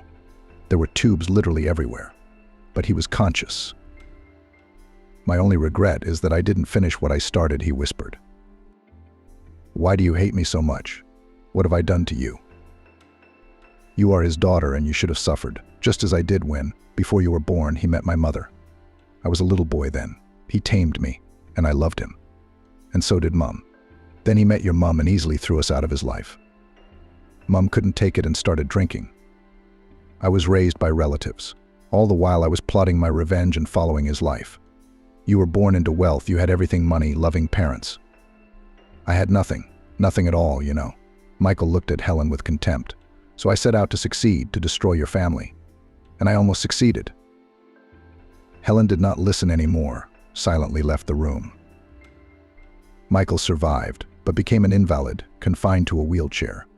He was cared for by Caroline, Helen's friend. As it turned out, Caroline had long been in love with Michael and had even dated him. At first, she was terribly jealous of Helen, but after getting to know her better, she became warm to her and tried to talk Michael out of his devious plans. A month later, Helen and John were taking their daughter home from the hospital. They were on their way to their new home, the village, the one that had bound their lives together forever. They were happy to be back to their roots,